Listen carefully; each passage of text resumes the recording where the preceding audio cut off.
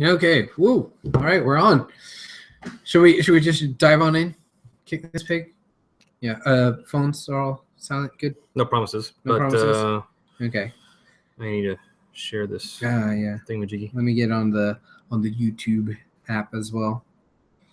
All right. Oh, I should probably, actually log in. That'd probably work.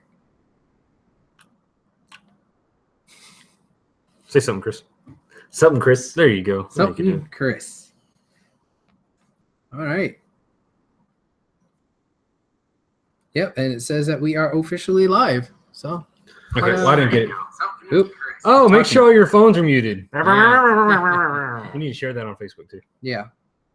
Already. I already did too. Early. The link? Yep. Oh, wait, oh yeah. Yep.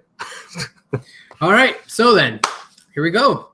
What are we at? Ooh, 199. Haha, sounds good. All right. So, live from La Cocina Studios is 199th edition of Houston Wrestling Radio. This is Abel. Travis?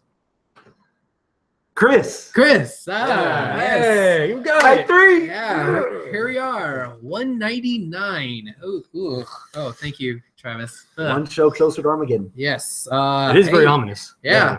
Thank you so much for joining us. We have a pay-per-view coming up, Backlash. We're going to review that. We had some interesting matches coming out of CWC. It was the first round of the first set of matches out of the quarterfinals.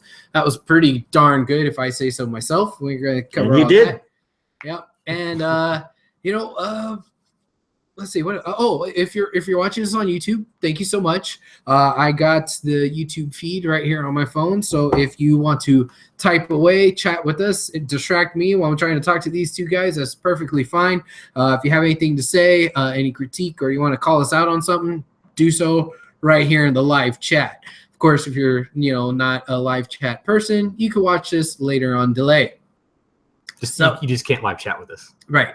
Boo. But you could hit us up on Facebook, facebook.com/Houston Wrestling Radio. You could also leave comments on the YouTube page for the episode. We've had a couple people leaving us comments. That's true too. Yeah. Exactly. See, there's ways to interact. Twitter @H Wrestling Radio. Mail bombs. Yeah. We can give you Abel's address after the show. What? Too late. We already did that. Yeah. All right. So, what are we going to start with today? How about we go chronological order this week? Wow. Save the best for last. Actually, NXT. Makes sense this week. NXT. Okay. Yeah. NXT last week. What do you remember from NXT? What stands out? Nothing. Nothing? Good night, everybody. Travis, Yeah. do you agree? What stood out for you for NXT? There's a couple things. Of course, the talk of the town for NXT is their champ, Nakamura. 2 weeks after he won the belt. Right.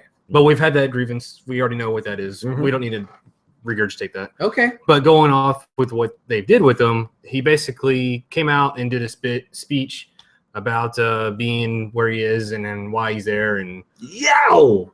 yeah. I mean, it was, in I guess magazine terms, it'd be a fluff piece, right? Yeah. I mean, I said you don't want to, or you said you didn't want to bitch about it, but I mean, we did see the brand new champ, white hot. Oh man, this is great that you have him on TV. But what did he do? He just kind of came out and talked, which would have been great if he was, The Rock or somebody that was like a great talker. And I'm not trying to talk shit about Shinsuke, But you are. But it's just like he's not the best talker. So why focus on that? And like you gotta have him doing something else, something more interesting, somebody challenging him or something, and I don't know. It was kind of lame. I think we've watched enough wrestling that you want to end. You want to end your episode with some impact. No pun intended. They should have ended the show with Ciampa getting his ass beat by the Revival. Okay. That would have been a good way to finish the episode. Leave the episode with an impact memory in your head. It's like that's something to look forward to. It should have opened with Nakamura's speech. Yeah. If nothing was gonna happen, don't close the show on that. Yeah. But the other good thing from NXT this week was the little backstage thing they started to do with Ciampa, talking about their loss and everything with Gargano, and as heels tend to do, they interrupted. But it was very interesting the way they did this week because Ciampa was just talking, and then he could just kind of feel their presence, and they just kind of walked behind him on either side of him. And this look he had on his face, like, okay, we're about to do something. Yeah, like he didn't say nothing but the eyes. Like you could tell he broke the fourth wall for us. Like he was the gears were already turning, and he was like, okay, this is gonna go down one way. He realized he was wearing blue in a Crips neighborhood or in a Bloods neighborhood. You know, it's like, uh-oh. No. See, that would have gone off if you hadn't stuttered. Yeah, I know. You want to try it again? Nah. Okay, good. We all know he doesn't have street cred. It's all right. Yeah. No, I know. But yeah, dude, that whole I never said I did. Yeah. The whole interaction. Hold on a second. What? Turn your hat backwards. My hat backwards? Yeah, turn your hat backwards. Oh, okay. What am I doing? Oh. See, that's a guy with street cred right there. Look at that. Yeah, bitches. Fuck no. Oh god. Oh god. Right. On the other hand, That was a walk on the wild side right there. the beard. Well, hold on. He's got the beard going. He's got the beard action going. You covered the bald spot. You go like that. Dang. Yeah. Give us a couple of haters. Got a couple of haters. Oh Jesus. Couple of haters. Whoa, what was that? Damn. Don't put that weird. hat on. Oh, man. Now you got to shave your head. Yeah. Felt like I gave birth just for a second. But that's none of my business. It is now. It's on your head. Shit. Ciampa knew he was gonna get beat. So he threw the first punch. Yeah. And they brawled. They went to the. I guess I didn't know their interview segment or interview backstage thing was right next to the entryway to the. Yeah. So they busted the doors and they went to the commentators table, and it was a nice little brawl. You know, it would have been nice to see. Do they do a pull apart brawl? Like, did they have refs and everything come out, or they killed him eventually? Yeah. The part that I liked the most was that they beat the hell out of this punk. Yeah. And then they start talking on the mic, and then halfway through the promo, that everybody realizes, oh shit, the dude's not dead. Like he's like crawling up for more. Yeah. Yeah. And the rapage continues, and then they finish the promo. Just that alone, like the reaction of Revival going, what the fuck's wrong with that guy? You know, if they're really gonna, because they've been pushing it on the Cruiserweight Classic, if they're really gonna go with the Psycho Killer gimmick, that's a good way to start it. Killer, yeah. That's a good way to start it. That he doesn't know when to stop, and he's gonna just keep going until either you die or he dies. He's got the eyes. Like I saw that in that backstage thing. I said the look in his eyes. He'll make a badass heel one day if they like go 100 on it and turn him. Heel or a tweener. Yeah. Mm-hmm. Yeah. Or just a really badass face. But it's possible. I mean, that's like you have to be like Stone Cold badass face. And, Yeah. Anyway, that's all I got from NXT. Unless y'all want to talk about anything else, but I just felt like NXT was a little flat. You know what? It's like NXT. For like the last month or so has been more than a month. Yeah, flat takeover, flat takeover, flat. You know, it's just nothing. Here's the problem. This is the problem that NXT was going to run into sooner or later. They've done such a great job bringing in indie guys that they forgot the whole developmental aspect. So when you give us an episode that's based fully on developmental matches, like I love Ty Dillinger against Buddy Murphy. Dillinger's the way they're booking him now, he's got a face momentum all over him. Liv Morgan against Aaliyah, that took a little bit of work. The Cutler guy against the I forgot his name, I'm sorry, but the Cutler and his Cutler's opponent actually had some promise. But when you give us episodes where every week you have main event like indie guys that are breaking through in NXT, you can't put all your baskets in the indie stuff and then give us an episode or two where there's going to be that lull where you don't remember shit because it's nobody that we like. Like they're going back to what it was before it was on Hulu and all this other stuff. Yeah. And it was actually developmental. But that's a good point. I never really thought of it like that. But yeah, that's you bring all the indie talent and all the thing goes like this, and then all of a sudden you have an episode where most of it surrounds all your NXT developmental, and you're like doing a huge nosedive as far as attention goes. Yeah. Not necessarily the quality of the show, because 6 months from now, color could be a thing. Or if Liv Morgan has the time to polish. But that's the issue where you have to have, for example, I was so upset that Bayley left, because Bayley against Liv Morgan or Bayley against Aaliyah, that could give those girls the experience they need instead of just running into each other. Longer time to get to where they need to be.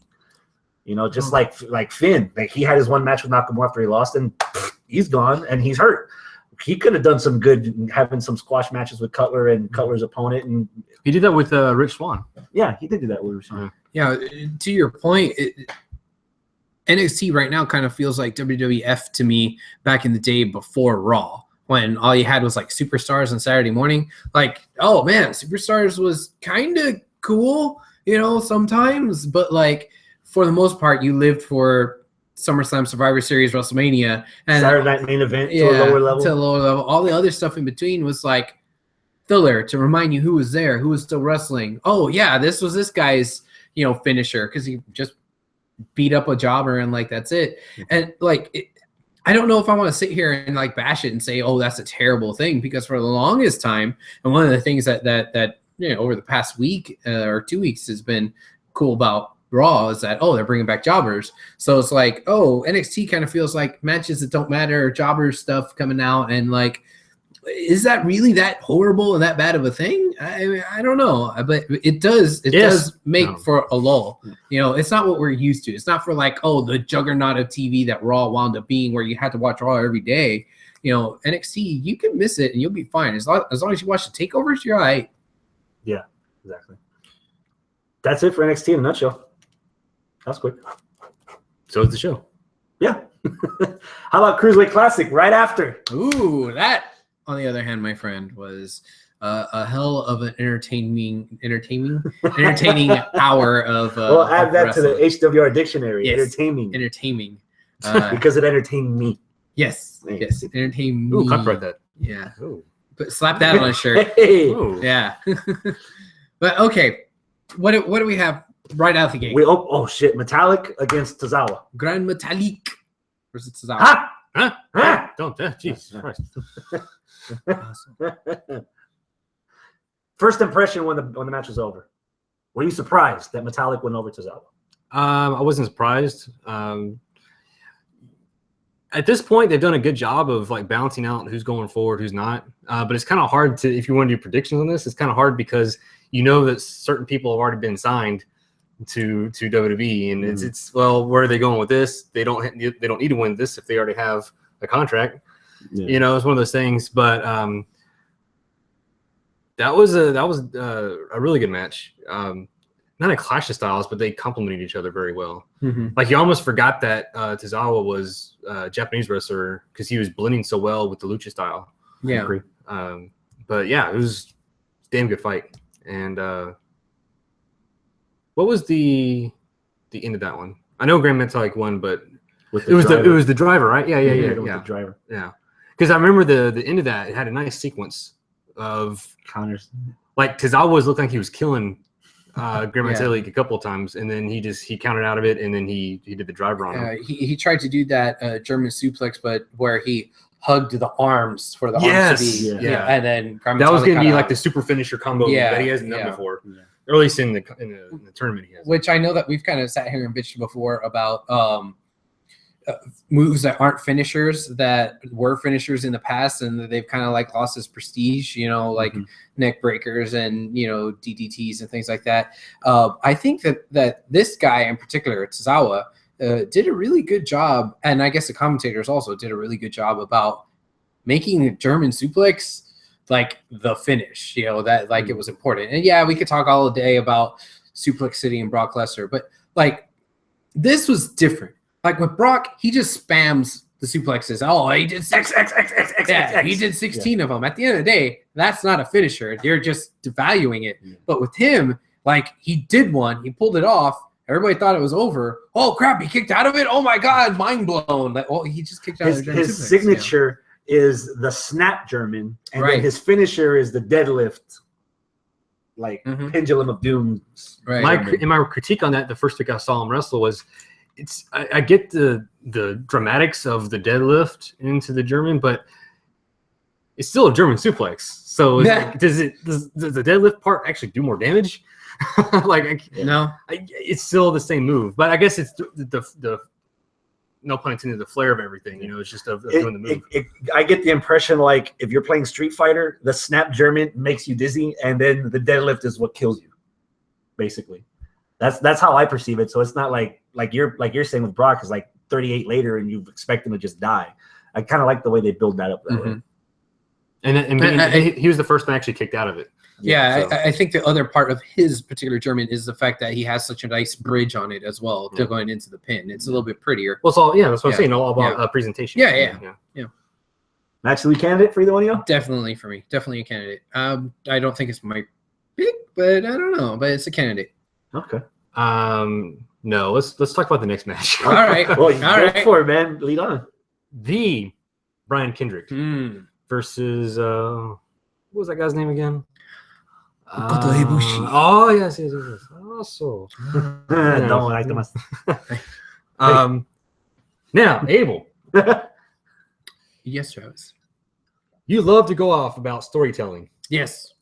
And there's been few and far between when you've had the commentator build a story along with packaged promos from the wrestler going back weeks on in, leading up to this match right here.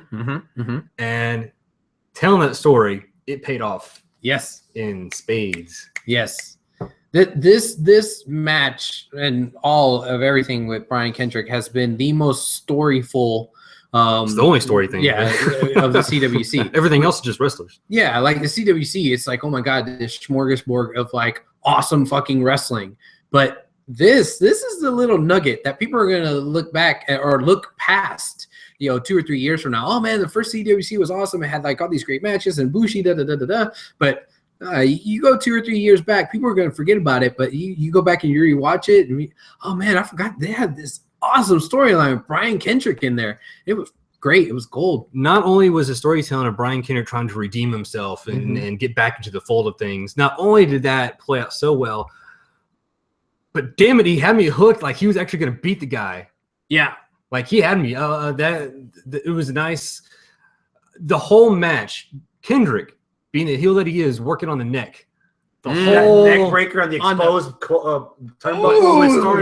That started the whole thing. That hurt my neck. Yeah. Oh. No, that's nothing. Oh. I got 2 words for you, my friend. Burning Hammer! Yes. Yeah. Watched Burning Hammer? I don't give a fuck. No. Okay. Wrestling ain't always pretty. Yeah, and that definitely. And that's why you don't see the Burning Hammer in WWE. Oh yeah. God, it was oogly. That's why you only see that move in video games. Yeah, seriously. Oh, it's so oogly. But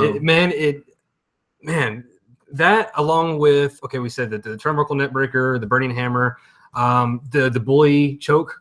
Bully choke a couple of times. Then sliced bread number 2 that he did. All those. Dude, the commentators marking over sliced bread number 2 that he had to pull that out of his arsenal to beat him. That he hadn't even done it at all this whole tournament. Yeah. He has. Did he? Yeah. Really? Yeah, he probably did. Yeah. I mean, we're still marking out over the actual strategic, things that he did as a technician. Trying to get Ibushi's foot stuck in the rail to have a count. That's where I was gonna go. Where sure, he had like these great strategic, wrestling scientist moves, but he also had like these super desperate heel. I'm trying to win at whatever cost. I don't care if it's dirty or considered, bad or whatever. Yeah, I'm gonna stick his foot in the rail so maybe I can get a count out victory. I'm gonna run away from him when he starts getting offense and just to catch a breather. He did so much stuff that made him look weak, quote unquote, but still fucking wily and crafty. Like he's the fucking veteran. Yeah. What changed between this appearance and his first appearance? Because I remember us talking about he was a straight up douchebag heel in the first. Okay, because I was going to say there was a disconnect between how they were building him up from that first match to what he was presenting himself as on that first match. As we said, there was a disconnect there. Yeah. But in this match, it seems like everything kind of came together. But is that?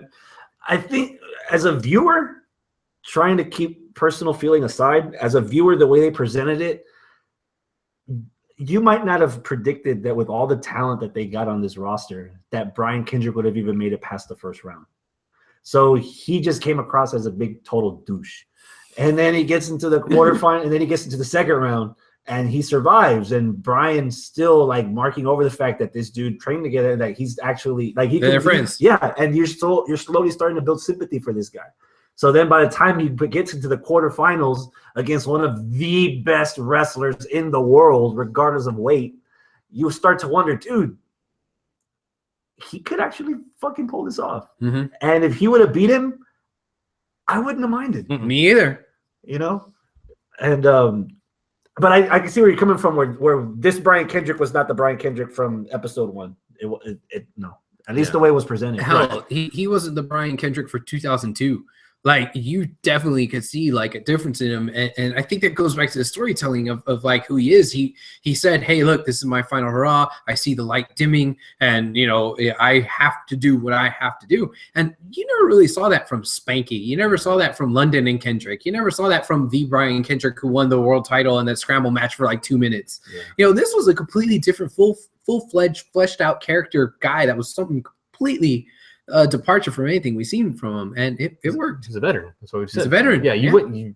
Why would you see that in his older versions of him? So, and then the end of the match, it's over. Ibushi wins. He's out, and Kendrick's still in the ring, and Daniel Bryan on commentary. You can hear him getting emotional. Choking up. You could tell he's tearing up and trying to hold back tears and everything, talking. And they cut back to, I think it was Corey Graves in the thing, whatever. And I said, damn, you know what they need to do? They need to have Daniel Bryan come out and hug him or something, because that'd be the finale of all of everything. And sure enough, what they do when they came back, Marvel Easter egg post trailer. Yeah. You can hear the fans. I guess they saw him and they started chanting yes.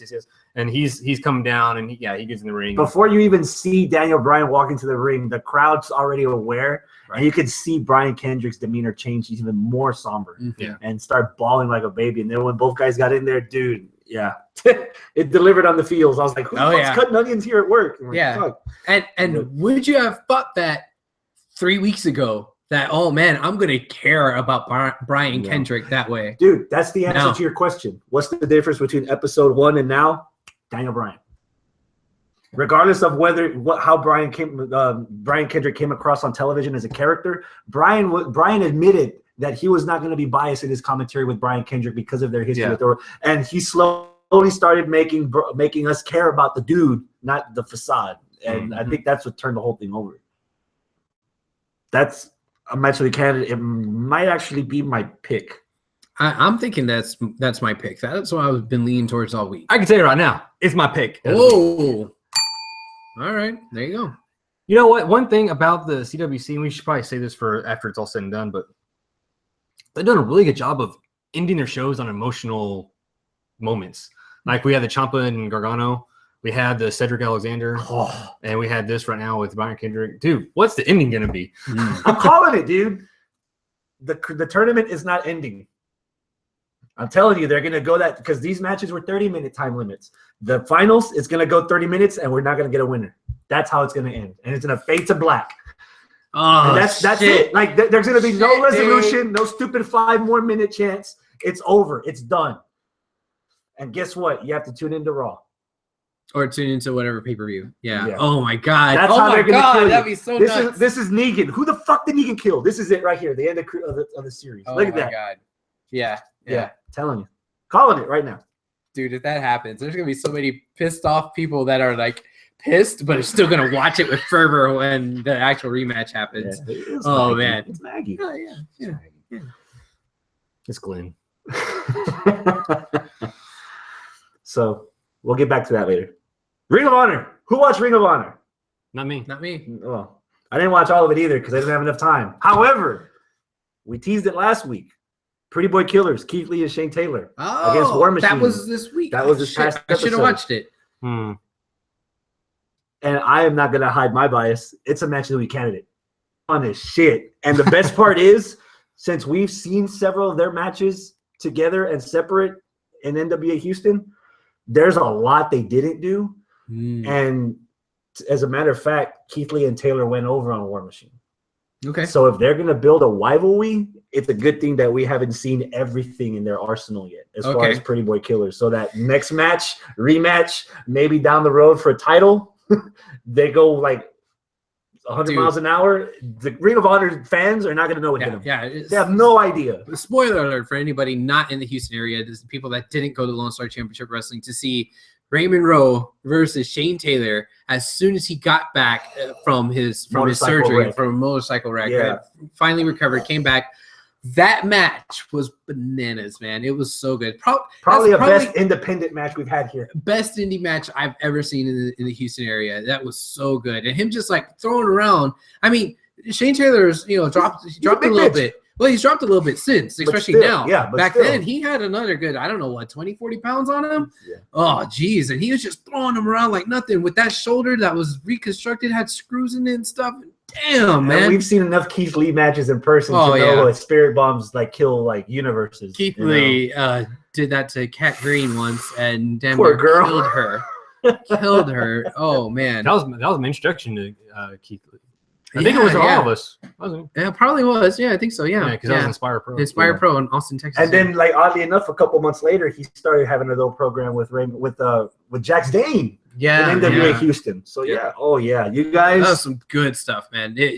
ROH fans, I've never seen them in the ring before. You're in for a treat. How about Monday? How do we start the show on Monday? Can I? I loved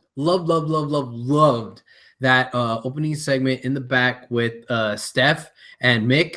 I thought it was great. Steph putting on the facade, talking to the people on the phone. Oh, yeah, we're going to do this for Kevin Owens. And got off the phone. Mick's like, what's up? What's going on? And then Mick had like this father moment. Like, I'm imparting wisdom onto you, but I'm also like, the B-side of Holy Foley. I know. It was just so good. It's like when I met you, you were that little girl who were doing this and that and da-da-da. Are you lying to me now? I need you to tell me, as that same little girl, what's going on? Oh, Jesus. It was so good. I loved that whole segment. That could have been very cheesy and corny, but they both pulled it off the best I can remember as far as facial expressions and just reactions to what they were saying. It felt very real. And kudos to them for doing that. I mean, that's especially with Stephanie, she has a tendency to overact sometimes. And McMahon? The hell you say? No, here's the thing. Stephanie, even as a face back in the day before she hooked up with Triple H back in the 90s, she never was really good at emoting as a face. And if you're trying to to garner sympathy, okay, this is the first time ever, in my opinion, that I've seen sympathy garnered successfully by Stephanie. While she's still a heel. Almost seemed vulnerable. Yes. Because she didn't know what Triple H was doing. In that moment, like you just said it, as a heel, she did not come across in that segment as a heel. Right. And the fact that she didn't, a fucking damn good job. And you know what that is? Interesting. Oh, I thought you were saying acting. Well, that too. But a heel garnering sympathy to further a storyline to bring up more question marks in your brain. That's good-ass storytelling right there. Yeah. And then they followed up with the actual opening program or opening promo with the Kevin Owens celebration. I have to get one of those Kevin Owens shirts. The old Raw logo. Well, yeah, you didn't see that till a little bit later in the show because Kevin Owens walked out there in the suit, and there were enough fans in the arena that somehow already had them. So I was I kind of like I have mixed feelings about it because on the one hand, like, okay, yeah, you're the Universal Champ, okay. But on the other hand, Kevin Owens, I don't even know if he ever owns a suit. Like $750, man. Yeah, I guess so. Yeah, Canadian. So it's like what, $625 American or something. But yeah, I don't know. Like I when he came out in his suit, I immediately thought, oh, grown. He's corporate. He's gonna be the corporate Kevin Owens. I'm like, no, that's not quite the way they went. So I'm happy with that. But coming out in the shorts and a t-shirt, like that's all I really wanted to see out of him. I made him look more professional, like a champion. Okay, just stand up more. That's fine. Yeah. He didn't do that when he won the NXT title. That's not my business. Because it's NXT. Oh, that's developmental. Yeah. You don't have that $750 money to throw around at Men's Warehouse to get yourself a suit. That's that 2 for $100 money at Suit Mart. Oh, I see. On Saturday. Yes. After everybody's gone, he picked the leftovers. It's a JCPenney suit. Fucking Burlington Coat Factory there, yeah. Marshall's layaway. What? What? Fuck goes to JCPenney. It was what it was as far as the opening program goes until Seth Rollins came out. And that reaction that he got. Yeah. very facey. Facey reaction. Is that a face turn, or was that just the crowd reacting the way they felt like reacting? No, the face turn is going to turn late. That's going to come later in the show. All right. But this, because at this point in the show, he's still a heel. All intents and purposes, nothing has, character-wise, nothing's changed. He's still a heel, as far as we know. He comes up there. I said this before time and time again. Whenever Seth Rollins is like serious, angry, pissed off Seth Rollins, he is fucking gold. Yep. And that's what we got, that whole promo. What do you think about whenever Kevin Owens tried to get in his face, and then Seth Rollins said, "This isn't about you"? Yeah. That's what led me to believe that he was still a heel in the beginning of that promo, because it wasn't Rollins getting at Owens. It was Rollins settling his own vendetta with McMahon's, and then Mick actually blocking him. It's like, I got her back. Like, you talk to me. I was like, do you think Rollins still a heel? Like he's getting a face reaction, but he's still doing heel stuff, and the faces are defending him, and it was interesting. Ah, you stole my word. You son of a bitch. Interesting. Well, here we go, because Foley is the face. Technically, you could say Stephanie is a heel. Yeah. Kevin Owens is a heel, and Seth Rollins is a heel. Right. So by default, whenever you have a heel versus heel, whoever's making more sense to the audience, or whoever is less hated by the audience, is going to get the face reactions. And I think people wanted to cheer Rollins anyways. They just need an excuse. And him going after another heel that people don't like, that's going to be, well, people like Kevin Owens. But, people aren't supposed to like because he's siding with the heel. Right. Yeah. Oh, yeah. I just don't know if they made Kevin Owens seem big enough to be the champ right now. That makes sense, because he had to be handed the title. No, not really. Well, that could be subject, for debate there. But like Mick Foley and Stephanie were like standing in front of him, and they wouldn't let him talk. And Kevin Owens did. He chimed in every once in a while, but like he was in Seth Rollins' mind, he was an afterthought. He wanted to talk to Stephanie. That almost seems like it's undermining Kevin, unless Kevin Owens was to interject and make himself feel, I think that's, like a champ. I think that's part of the turn. When The Rock had his moment after losing to Steve Austin, and Shane came out and jaw-jacked him and turned The Rock face, Rollins pretty much made it abundantly clear this isn't about Owens. So he's not opening the door until he closes the one behind him. And that was him closing the door behind him, which was, what the fuck, Stephanie? What's going on? And they got all that settled to the point where now when Owens butted in, that was the perfect time for Rollins to say, all right, let me open this door by punching you in the fucking face. And that's what happened. Okay. How do you feel about Stephanie saying, "You're suspended," and Foley going, "No, he's not"? Yeah, I like that. I loved it. That. Yeah, I loved it too. Because that came off right off the heels of saying, I support Stephanie, whatever she does. And she says that, and he's like, "Whoa, no, you're not." The way he said that, just with so much authority. No pun intended, I guess. But and Stephanie's reaction, like, what the hell you just say? It all worked out very well. You know, because again, it's going back to kind of bending the roles of what normally are. I mean, Foley's supposed to be the face, but he's defending a heel, and he's trying to side with what the crowd would say, but then he's also trying to do what's best for the brand. Again, and the follow up to the promo is like, it's not that I don't like you. It's not that I don't like you, but I kind of don't like you. But you're talented, and I can't have that on the shelf. Right. Like defending it for the business, but still like coming across it like instead of nudge, wink, wink, best for business. Like Foley was doing what was really best for business. Yeah. Yeah. Yeah, good point. Yeah. No, the whole segment was just great. And unfortunately, when you open up a show with such a hot segment, it is so hard to follow that up with anything worthwhile for 3 hours or 2.5 hours at that point. Yep. And well, let's stick on topic then. All right. We had Owens and Rollins come out in the promo. We had matches made. Jericho fought Rollins. What'd you think of the match? It was okay. I wish, like, I think I even tweeted this out. On paper, Jericho versus Rollins sounds amazing. But as I was watching it, I was like, I don't care. And I don't really know why. Maybe it's because the feud isn't with Jericho. Maybe because it was the same typical WWE thing where, hey, we need to stretch this out for 4 weeks, but have everybody on the telly. So we're just going to kind of throw matches together that are kind of related, but not really related, that are kind of consequential, but not really consequential. It's like Sasha versus Dana Brooke. Yeah, it's like, would you have been more interested in that match if that was match number 3 of a Raw pay-per-view? Match number 3 of a Raw pay-per-view? If it was on a pay-per-view as opposed to just willy-nilly on Raw thrown together for a cup of coffee. If there was storyline behind it, if there was a reason why Jericho was fighting him and this and that, but like it was, we're not going to give away you versus Kev for free. So what are we going to do? We're going to take Kev's friend and you fight them as a surrogate. So it's like, I already don't care. So would you rather have Rollins and Owens not fight anybody until the pay-per-view? Which is maybe next week. Maybe so, yeah. Next week. Next week is Clash of the Champions. Just the week after Backlash? Mm-hmm. Really? Mm-hmm. Well, if it is next week, then fuck yeah, you could have waited. Yeah, you could have waited. Keep them apart for 2 weeks.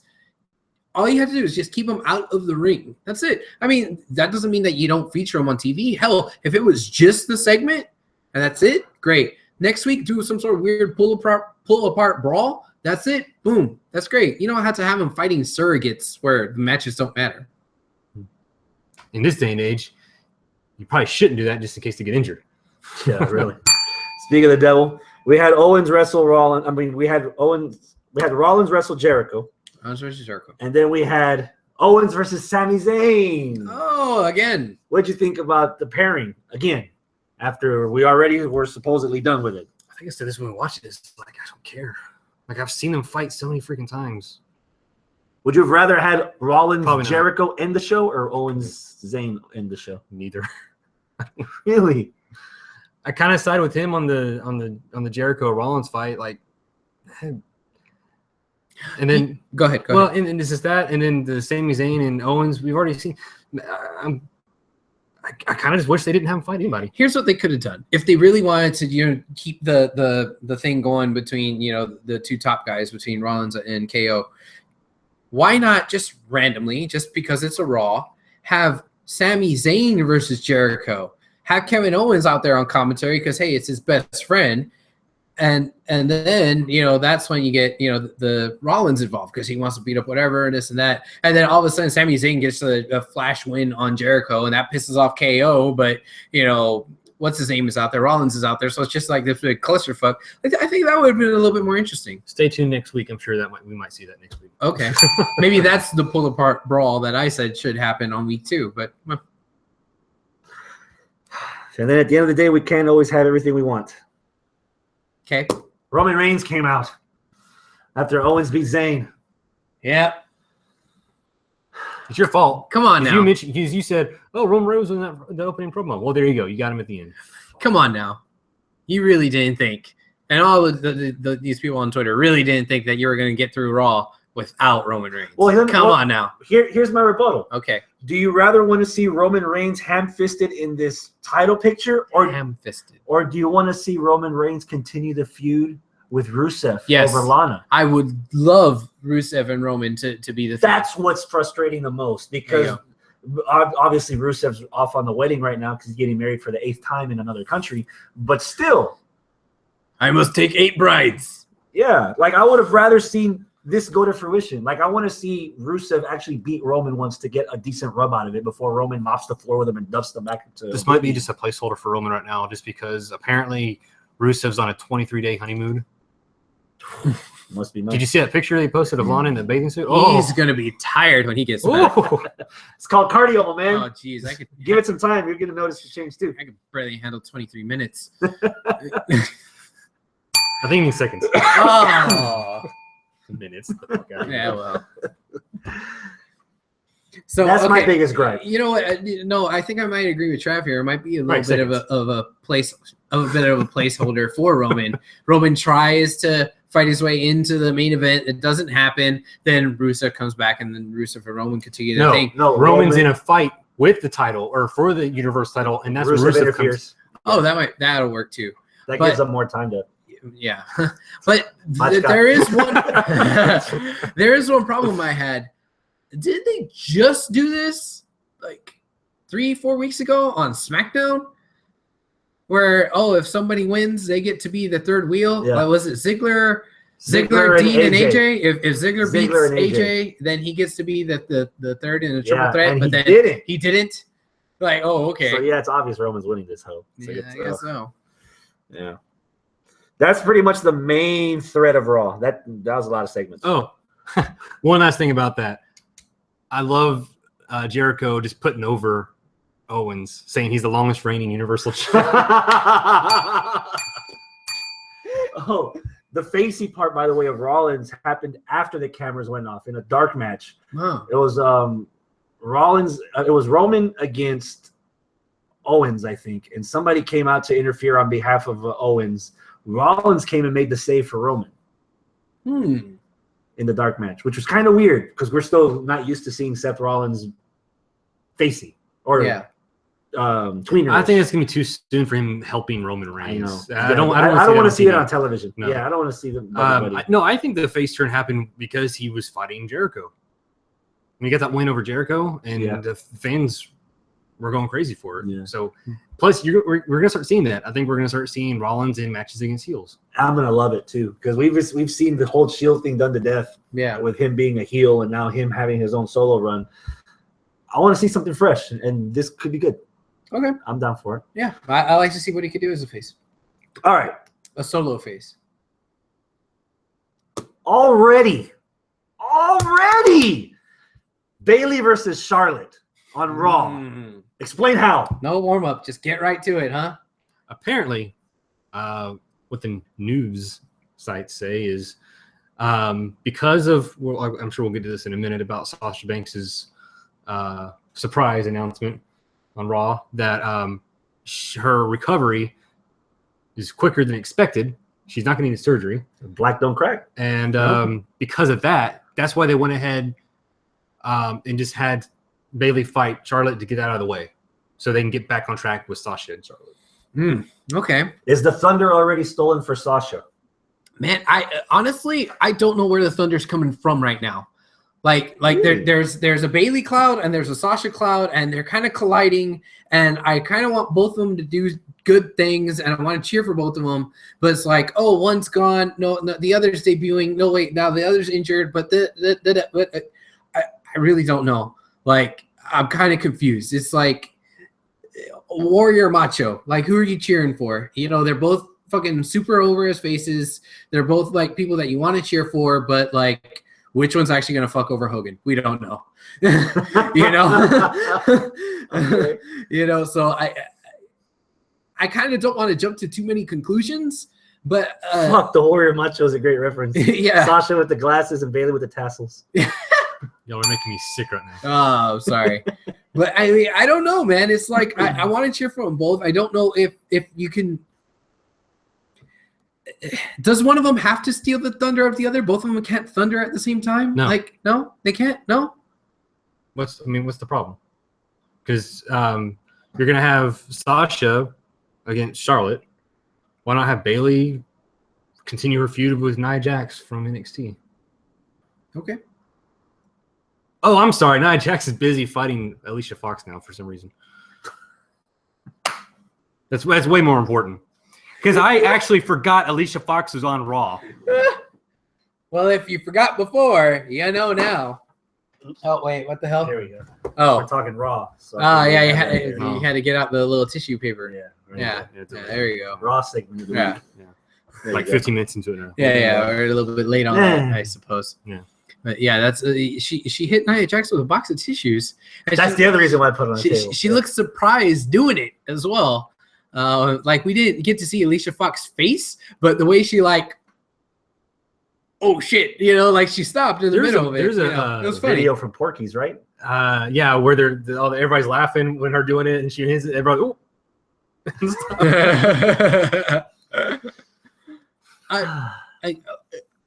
Am I the only one willing to kind of go along with this? Because I'm willing to go along with it. For what part are we talking about? For Jax versus Foxy. I don't know. I don't care. I think maybe, just maybe, this is a stretch going on a limb here. Did they just do something interesting with Alicia Fox? No, because that's a rehash of her whole crazy character that she did 2 or 3 years ago. Yeah, but do you think she's biting off more than she could chew with Nia Jackson? Yeah, she's gonna die. What if she doesn't die? She's gonna die. What if she doesn't? She's gonna die. What if she doesn't? I won't care regardless. At least there's more than 2 women superstars on Raw now. True. I'm getting tired of that one feud where on SmackDown we're getting all kinds of women. Everybody's getting a chance to play on SmackDown. SmackDown is we'll get to SmackDown later, but women's division. But yeah, for this, Bayley, she can do her own thing. Sasha can do her own thing. Keep them separate until maybe build them up to WrestleMania, Mega Powers Collide or something. I don't know. By the way, those analogies. So. Yeah. No, I'm not doing that deal. Oh, you sweating motherfucker! That's why I didn't do that. Before we move on from that, did you guys see on the news with the Z sites that WWE officially changed the name of the women's title and the tag title on Raw to the Raw Women's Championship and the Raw Tag Team Championship? Like, that's the official names. Makes sense. I'm okay with it. You're okay with it? Okay. You okay with it? Sure. I don't get butthurt about all these title changes. Okay. Like everybody else is. Okay. Just colors. Like, you don't want copper belts. You want them to just be fucking gold and get it over with for the tag belts, right? That's the one thing I do want them to change. But, I mean, I'm not... Red leather. Ugh. Yeah. Yeah. Seriously, if they're going to do the silver for... It looks like one big shiny condom. Mm-hmm. Yeah. What kind of condoms are you in? Plus, don't you go to Adam and Eve? Why have copper for a belt? Big gold, man. Come on. It's bronze. Okay. Bo Dallas against some dude. I don't care. I care a little bit. Oh, God. Here's why. That means we're going to talk about it. Yes. Ugh. Here's why I care a little bit. Where the fuck is Bo been? Oh, wait. Bo's back? Okay, cool. He's probably going to lose. Wait, they're feeding him a jobber? What? And I found that to be kind of interesting. But then I had my bubble popped. Again, news with a Z. Apparently, the reason why they're building up Bo is because he's going to be going on their overseas tour to China, and he's going to be fighting in China Ho Ho Lun, from CWC. Nice. So they're building him up to feed him to the guy from China in China, so that way they could say, "Oh, hey, he actually beat somebody who's on TV." Shit, I was fine with him just building him up so they could feed him to the original Kurt Angle. I mean, because that's what Bo looks like right now with the singlet. Okay. Literally, the layout of the singlet is all Kurt Angle stuff. It's just done differently, so you can't really get sued. So, fuck it. Give him Kurt Angle. Be done with it. I think the Bo experiment on main television has failed miserably. Nothing can bring him back for you. Nothing NXT? can redo it. Throw him back in NXT. Okay. Actually, something could save Bo for me, but they're What's not. that? They're not going to do it. What is it? Because you like to blur reality in this new reality era or whatever. Okay, yeah. There was reports of him getting kicked off a plane in an airport. He was basically drunk. He was stumbling around, slurring his speech and everything. Mm-hmm. How about, and you'll love this, Chris, because it involves alcohol? Well, that too. Intermixing brands here. He'll hate that. No, he loves inter promotional shit. So he's down with the swirl. Yeah, that too. Okay, so here's what we're gonna do. We're gonna incorporate that into his character because he's all about motivational, right? Mm-hmm. And what's the first thing we see? Him drunk, disheveled onto a random airport, right? Bring that character like slowly, just like disheveled, doesn't give a shit style or attitude, keeps losing week in, week out. Doesn't have no place to go until he gets invited to the family that is Bray Wyatt's. He's his brother in real life anyway, so just grow out a beard. You already got the hair for it, and have that change like a total 180 of the believe persona into just don't believe. It's unbelievable. Unbelievable. Yeah, or whatever. Okay, but dressing, just dressing, how the white dress. Yeah. All right. Okay. But all right. I don't. Something that came to mind whenever I was hearing about all this other stuff that is going on outside of the television. Yeah. Well, my brother, man, the rest of my flock left me, but here you are struggling, and I see it, man, and it hurts my heart. But why don't you come back over here? We're blood after all. Yeah. Oh shit. Oh shit. Oh shit. How do you do that? Like, oh, look at the goosebumps. Look at the goosebumps. Damn. Is that what you're trying to show off? Because you look like you were flexing. Oh yeah, brother. No. He said flexing. Oh. Keeping track with the women real quick. Sasha was going to do a... We're talking about Bo. What? Long hair. Anyway. So Sasha was about to retire, apparently. Did you think Sasha was going to retire? Dude, oh my God. They caught me. I fell for it hook, line, and sinker, man. I was expecting some fucking bad news. I was ready to be mad. Like, I was sitting on the couch and like, oh, dude, she's already in the ring. Babe, console me. She already. I've had this criticism about Sasha before that even though when she tries to be a certain character, sometimes she lets the kayfabe kind of break down a little bit, and you can kind of see the facade break through. And I was like, dude, she's already in the ring. She already has the feels coming on. She's already breaking character. Fuck, this is really bad news. Man, I'm gonna hate it. I didn't think she was gonna retire. What I really thought was gonna happen is she's gonna be out like 6 to 9 months or something ridiculous like that. That's what I really thought it was. But man, I was ready for that fucking bad news. I have never been so happy to see Dana Brooke show up on my TV than I did that night. Because the minute Dana Brooke showed up, I was like, oh, thank God this is a work. Oh man. But I was on the edge. I was right there with her. I was like, fuck, man, please don't go, Sasha. Please, Bae. Please, no. But you see Bae? I said Bae. Get the fuck out of here. Well, she's a youngin. What I was thinking? What? Was that she was going to announce that she was going to take a year off because she just got married, getting the honeymoon settling, For a year? Maybe she gets knocked up. You don't want to be taking bumps and hitting ropes when when you're fertile and got a little bone in the oven. Mm-hmm. And then you got to raise it once it pops. Yeah. Because it sounded like the personalness of her life when she was starting this promo. I was like, oh, she got knocked up, dude. She's going to be gone for a year. Hopefully she comes back or remembers to come back. Not like Karma. Not like Karma. But, yeah. Although Karma was a different situation. Yeah. She ate her baby. Oh. That is terrible. Happens all the time on Walking Dead. What do you think, Travis? You want me to follow that?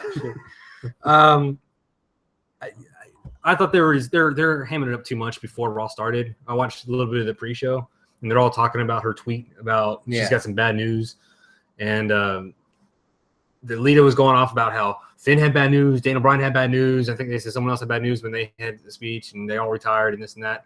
And they're like, okay, they're playing it too much, like something bad's gonna happen. So that's not gonna happen. So, but to Sasha's abilities, she did a damn good job of making it seem legit, like she was about to break down or something. Did she convince you? No. No? She convinced me. Well, you're Mark. So. Oh, well then. Mark is his middle name. I thought bitch was. That's the name we gave him. To replace the slave name. Yeah. Abel. Slave name. What do we got next? The last item on the docket: Cesaro Sheamus. I don't care. Number 3. You don't care. I don't care. We didn't even watch the match. I don't think, did we? We were watching Raw together. I was zoning out. Yeah. I know I zoned out a little bit. What did y'all say last week about what y'all wanted to happen on this thing? I wanted it to be like tied up halfway through. Like if Sheamus went up 2-0, I wanted it to be tied up at 2-2. I said what I definitely did not want is for it to go 7 series where it was 3 and then come from behind victory with 4. He did say on tape that he was going to get hype in this tournament once somebody got to 3. Sheamus is already at 3. Right. And then earlier today, Wednesday, on the spoiler 7th, alert. Spoiled it. WWE spoiled it. Yeah. They spoiled it. Match 4 happened overseas. And I was telling Travis as we were watching television, it's like, hey, bro, there's no way that they're going to end this tournament for nothing without the people at home being able to watch it. Mm-hmm. So Cesaro's definitely winning number 4. Yep. And guess what? He did. So it's 4. 3-1. Do you care? Not anymore. I mean, if Cesaro's going to pull out a Red Sox thing against the Yankees, it's too drawn out. Like, the whole point was I don't want to see 7 matches after we've already had 2 before somebody officially restarted the thing. Right. So we're literally going to be at match 9 before this whole thing is over. And there's no guarantee it will be over at 9. And for what? A title shot that they didn't disclose which. Yeah, the winner gets to choose the title, right? And do you think they're actually with Finn hurt? Anything's possible now. Yeah. I was thinking about it while we watched it. Kevin Owens versus Cesaro for the title. That's a little titillating, wouldn't you say? No? We don't get a victor out of this Cesaro Sheamus. Okay. We've already added Roman to this mix with Rollins. You can either do Jericho because he's Owens' best friend, or if you really want to put the cherry on top of the Owens-Zayn feud, Hell in a Cell, 6 men, 1 cell. That's normally how it is. Yeah, 6 men, 1 cell. Yeah. 6-pack challenge for the title. When's the last time we got that? It's only been once. The last time it's been a while. Yeah, Armageddon. Rikishi ruptured his spleen. Kurt Angle, Steve Austin, The Rock, Triple H, Rikishi, and Taker. I want to say it was Taker. Taker hit Rikishi off the thing. Yeah. Yeah, he chokeslammed him. Also. Yeah. Into a bale of hay. Yeah. Which apparently still was enough to rupture his spleen. Yeah. Ouch. Yeah. But if you're starting a brand split from scratch and you want to highlight who your main event talent is, who your upper card is, those 6 guys in a cage, you already know there's chemistry. Somehow there's chemistry that ties them all together.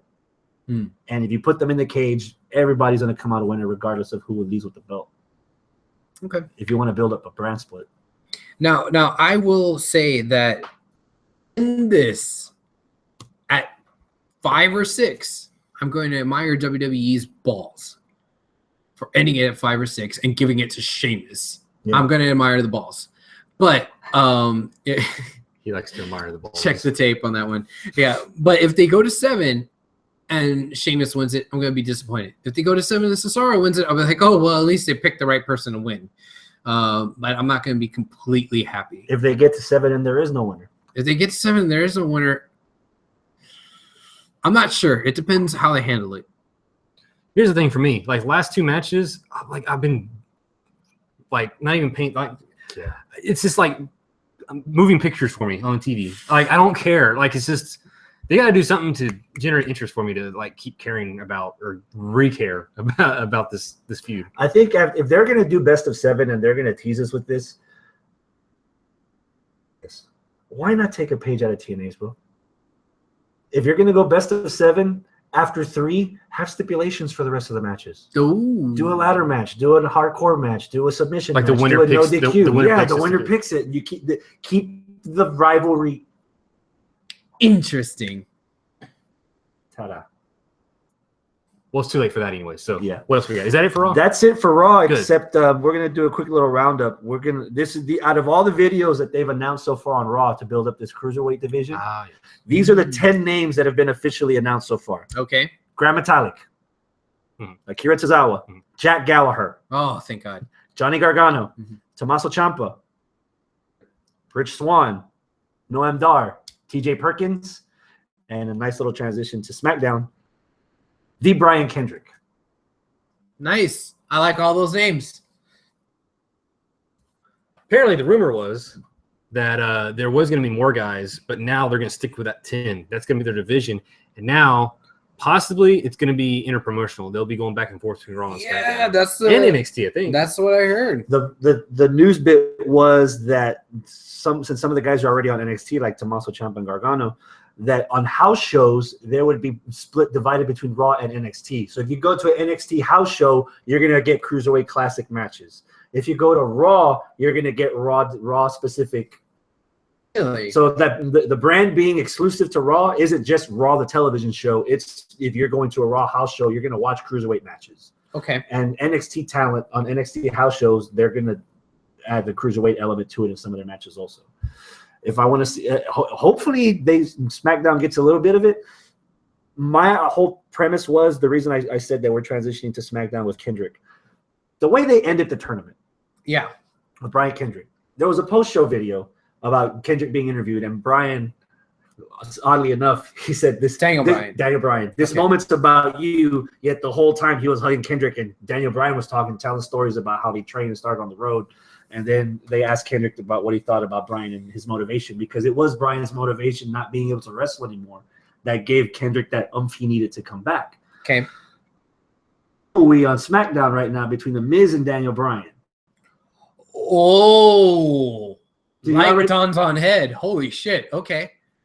Oh, if there's somebody that can wrestle like Daniel Bryan that can show The Miz what a coward isn't.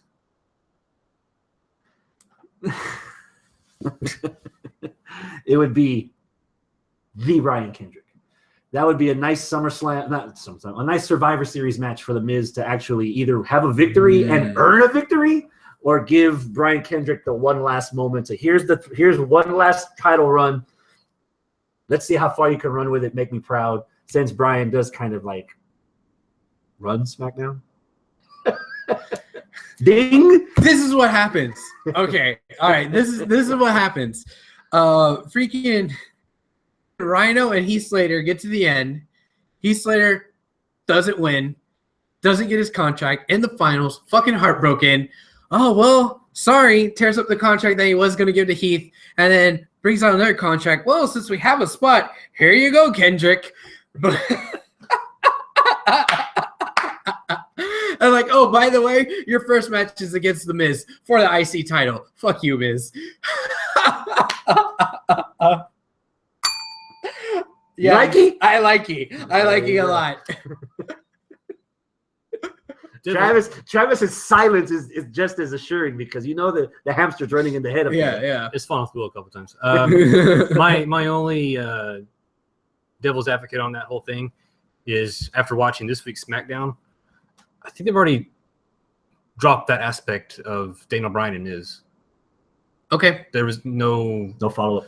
Now it's just focused solely on Ziggler versus Miz. Yeah, there was another thing, again, News with the Z sites saying is that while it was planned, the Talking Smack thing, Miz went a little bit too far and went a little bit too off the rails, where he kind of painted himself into a corner, and then creative said, you know what, we're just going to ignore this and move on.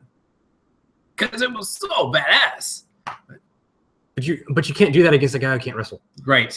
Exactly. But that's the point. It's funny because that's the part that got the most attention. They didn't get the biggest picture, which was the last minute of The Miz talking into the microphone, promoting how good he is as an Intercontinental Champion. That's what everyone should have been focused on. Yeah. But that was supposed to be the home run, and it was a home run. But Daniel Bryan's smack talking was a fucking grand slam. You can't follow up a grand slam with just a home run. Yeah. And that's what gets overshadowed. As good as like the end of that promo was, it was the chunk in the middle that everybody got focused on, and obviously so, because it kind of touched on a lot of things that weren't supposed to be filled with. Yeah. But regardless, Backlash is Sunday. Oh, yes, Backlash. Y'all ready for do a preview? Sure. This is our first brand only pay-per-view. Yes. I'll stop calling it pay-per-view. Special event. Dude. Time waster. Dude. 19 fucking pay-per-views a year now. Ugh. Congratulations, Money in the Bank. You got upgraded to a top 5. Oh, yeah, I guess and so. That'd be and since we're on that subject, I don't want 2 briefcases. One match, it's 8 people, 4 from Raw, 4 from SmackDown. If a Raw person wins the belt, the briefcase, he can jump to SmackDown and fuck SmackDown over. Mm-hmm. SmackDown winner wins the belt, like Chris Benoit. SmackDown winner wins the briefcase. You can fuck somebody over on Raw. Open game. That should be the biggest high selling point of the Money in the Bank match. If you're having 2, you're watering it down. Unpredictability. Yeah. Okay. But you know what? It's not going to happen. Because you can color 2 different briefcases, one red and one blue. You can sell 2 different briefcases on the website and sell them for 40% off 5 days a week. Business. Marketing. business. What's the first part of the word marketing? Market. What? Oh, Fucking idiot.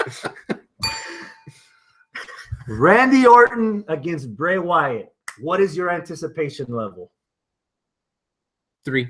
Explain yourself. And it's Bray You Wyatt. knew he was gonna say that. Bray Wyatt. Until he wins, until he shows that he's relevant, until he shows that he could win a fucking match, I don't care. I'm hoping for something interesting to happen in this, but dude, the backstage thing with Randy Orton's promo, His fable. yeah, I loved Bray Wyatt's. Randy Orton did not sound like Randy Orton when he made that right. promo. That's what I was saying when I watched it. I was like, this isn't Randy Orton talking. This is someone wrote something for him and he's reading off the script. Yeah. That's what it felt like. Okay, that's fair. So that didn't sell me on the match at all. There's some potential for something good to come out of this match. I just don't know what it is yet. What's your anticipation level? You know what? I'll give it maybe a 4. 4 out of 10. Yeah. Bret Hart special. I'm going to actually give this a 7 out of 10. What? For the mere fact that this is the first time we're getting Bray versus Randy, and I could be surprised. Okay. I'm kind of on the For same. that only. I'm kind of like that, but I just don't know what it I- is I'm looking for. Like, as much as we kind of knew that Brock was going to rape Randy Orton, my anticipation level was optimistic because we've been complaining. Hey, feed Lesnar somebody else. Okay, we're feeding him somebody else. I shouldn't be complaining. So on that aspect, I'm going to give this a 7 because it's fresh and hopefully Bray Wyatt will win and we can get something out of it. Maybe another rematch. Is that who you have winning? I'm picking Bray Wyatt to win. You're picking Bray. I'm picking Orton. I'm picking maybe return of Luke Harper to help him win. That would be nice. But here's my logic on why it's why Randy's going to win. He's just lost against Brock. You wanted him to be a contender at the top tier against guys like Brock.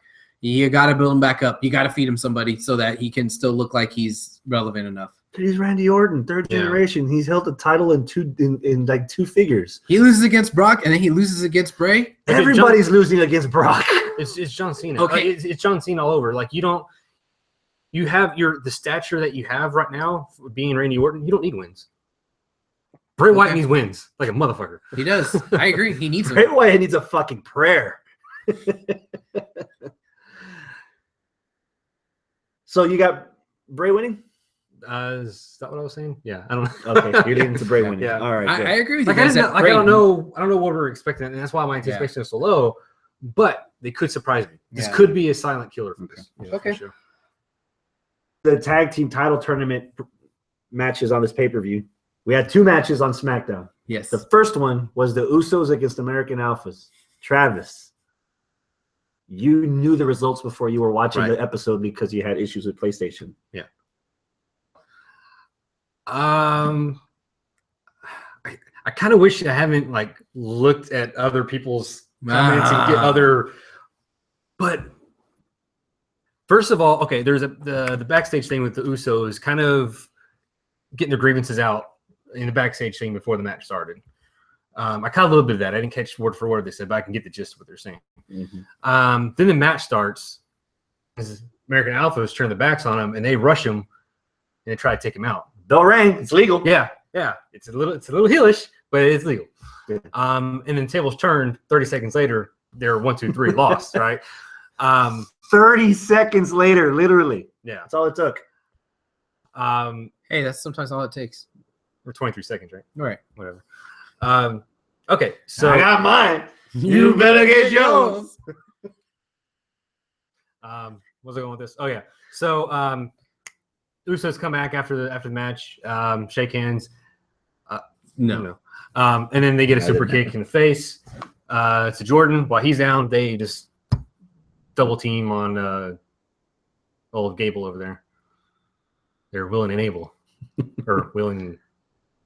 That's it. So anyway, so they took him out. That move that they did with the they held him in place where they basically chopped his knee off Super from kick. under, That was like a super kick to the knee, to the back of the knee. Yeah. And then that other move where It was literally a splash, but laid out on the. but he back had him knee.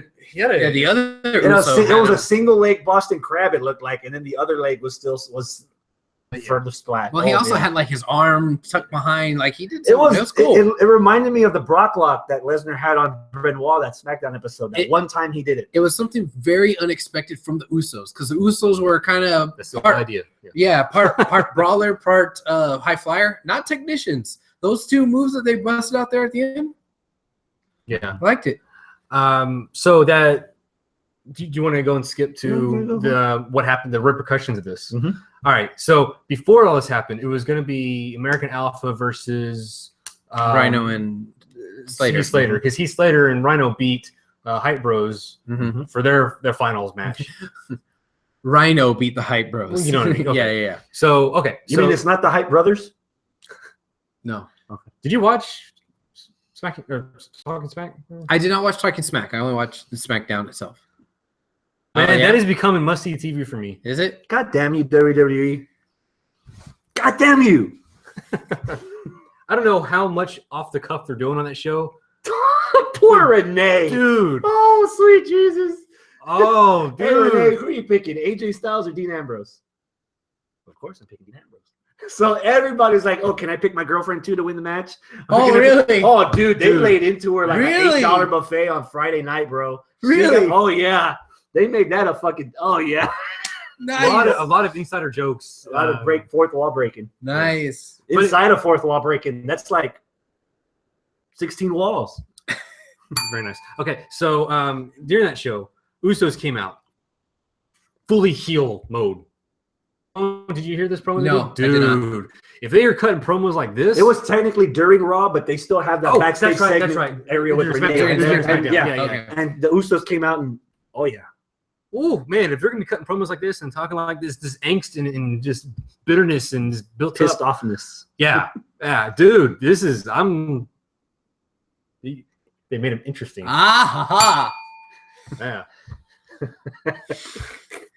We need to break off like Pee Wee's Playhouse do. Whenever somebody uses the word interesting, we all just throw shit in the air and go, ah! Like Daniel Bryan throwing his phone. Yeah. Daniel or AJ, who got the more distance? Wait, Daniel Bryan threw somebody's phone? Okay, you know on SmackDown when AJ was backstage and he was like throwing shit around, like he took a guy's phone, he threw it across the hall, whatever. Yeah. Okay, Daniel Bryan was mocking him, like, why didn't he even throw up at me? Like, he threw his phone and he actually threw his phone. He threw his own phone. Yeah, it sounds like Daniel Bryan, dude. Daniel Bryan's like gold on the show, man. Heath Slater and Rhino against the Hype Bros. Is that what's going to happen? No, this was SmackDown. Before we get to the pay-per-view. Gotcha. He touched on it earlier. What did you think of the match? I thought it was whatever. I don't care about these four people. Well, I care about Rhino and Slater. I do. But you still do. Yes, I still do. It was very obvious that they're really going with Rhino is carrying Heath. That's really what they're doing. So that's the story that they're telling, and I'm okay with it. Hey, at least it's a story. How is that going to end at the pay-per-view? I don't know. Does that mean Rhino's going to continue to carry him? He's going to carry him. They're going to win? Or does that mean Rhino's like, hey, I've been carrying you, motherfucker. What the fuck? Do something yourself. And that leads them to lose? No, that's not going to happen. Here's the issue before we go any further. They jumped the shark last week by having Heath and Rhino at the trailer park with the wife. Which I disagreed with, but okay.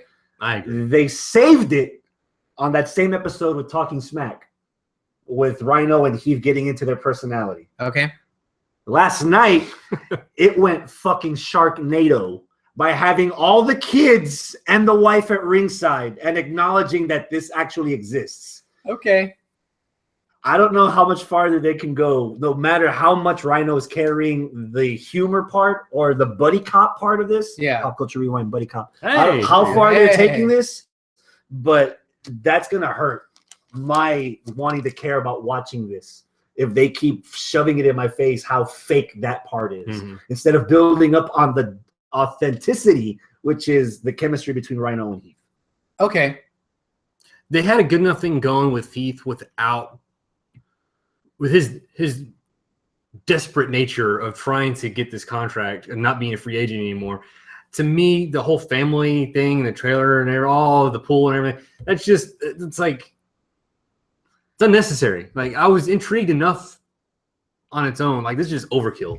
I was hoping they were going to do like the Hulk Hogan exaggeration of WrestleMania 3. He always changes it. First it's 85,000 people when he carried Andre the Giant, brother, and then it was 140,000 people when he did the Slam, brother, and now it's 195,000 people. No, it was Andre. He's almost 1,000 pounds. Yeah. Oh, yeah. I was hoping, like, as the weeks went on, like, he started adding kids. Like, oh, man, I got 3 divorces. 3.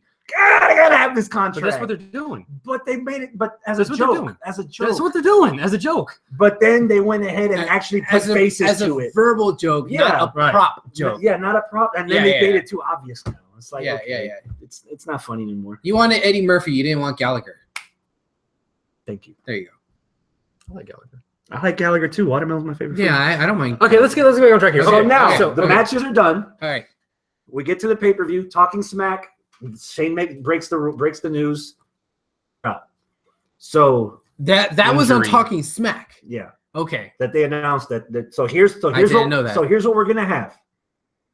The Hype Bros against the Usos. Winner goes to the finals. What's your anticipation level?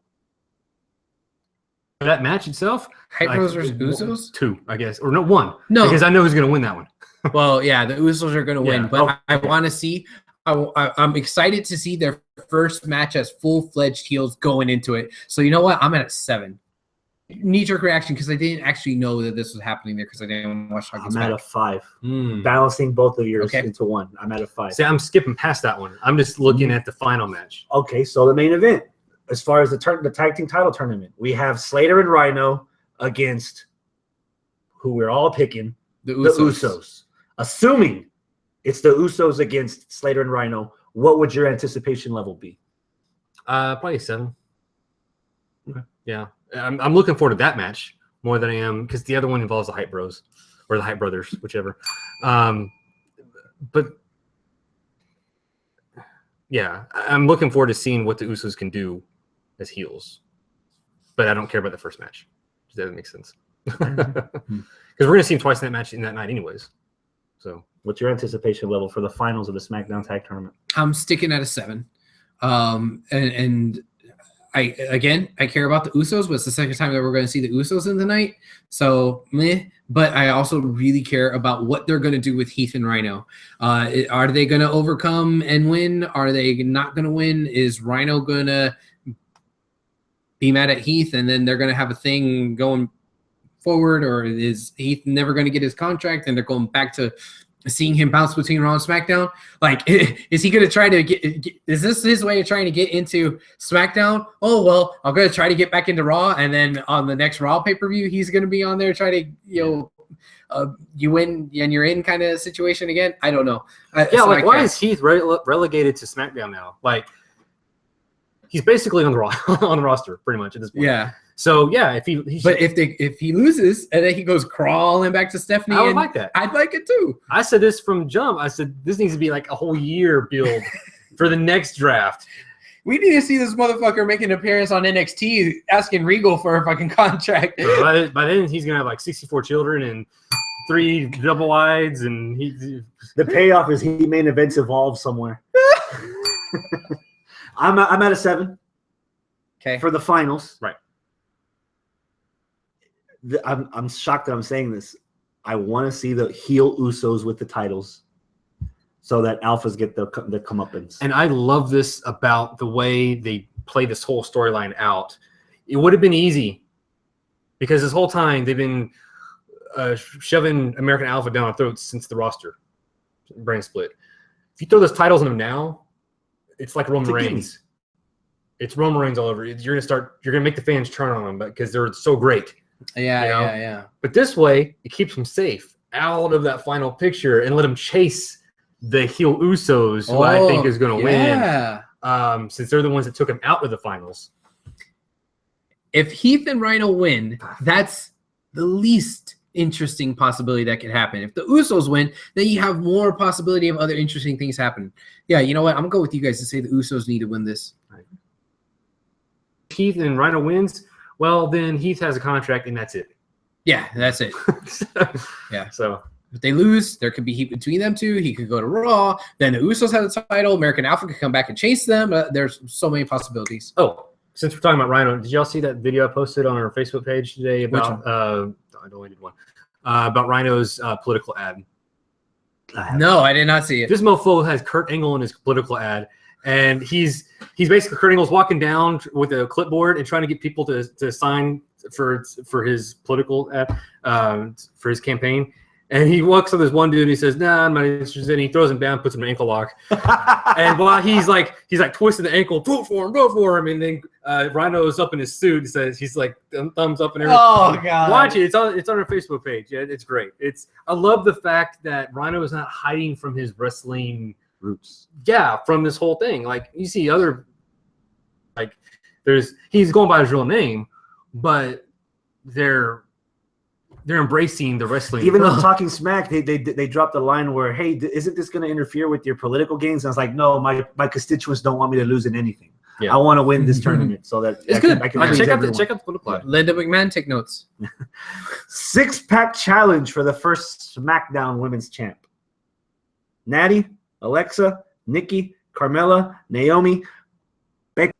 Before we get into that, I want to give some props to the creative department of WWE SmackDown, the Blue brand, because we've seen time and time again, even before the days of Teddy Long, where SmackDown will start off with a wrestler getting into the ring, spouting off some stuff about who they're going to fight. That person comes out, or maybe one other random person comes out, and then it makes it to where it's like 2 faces and 2 heels just happen to be in the ring at the same time, or 3 and 3, and they get into a brawl, and then hold on a minute, please. And then they said, "Okay, well, since y'all are there, you're going to have a fight tonight."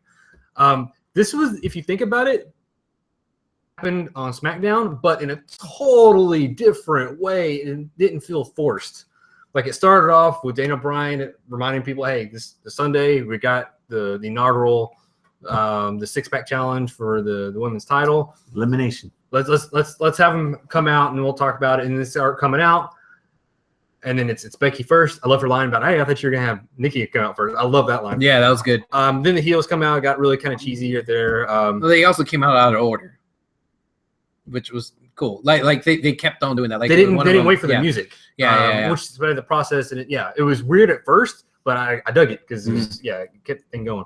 And then then it kind of led on to the Daniel Bryan taking the title back and just kind of walking away. And, Becky getting on the right side to where she'll be back up with when her backup gets there.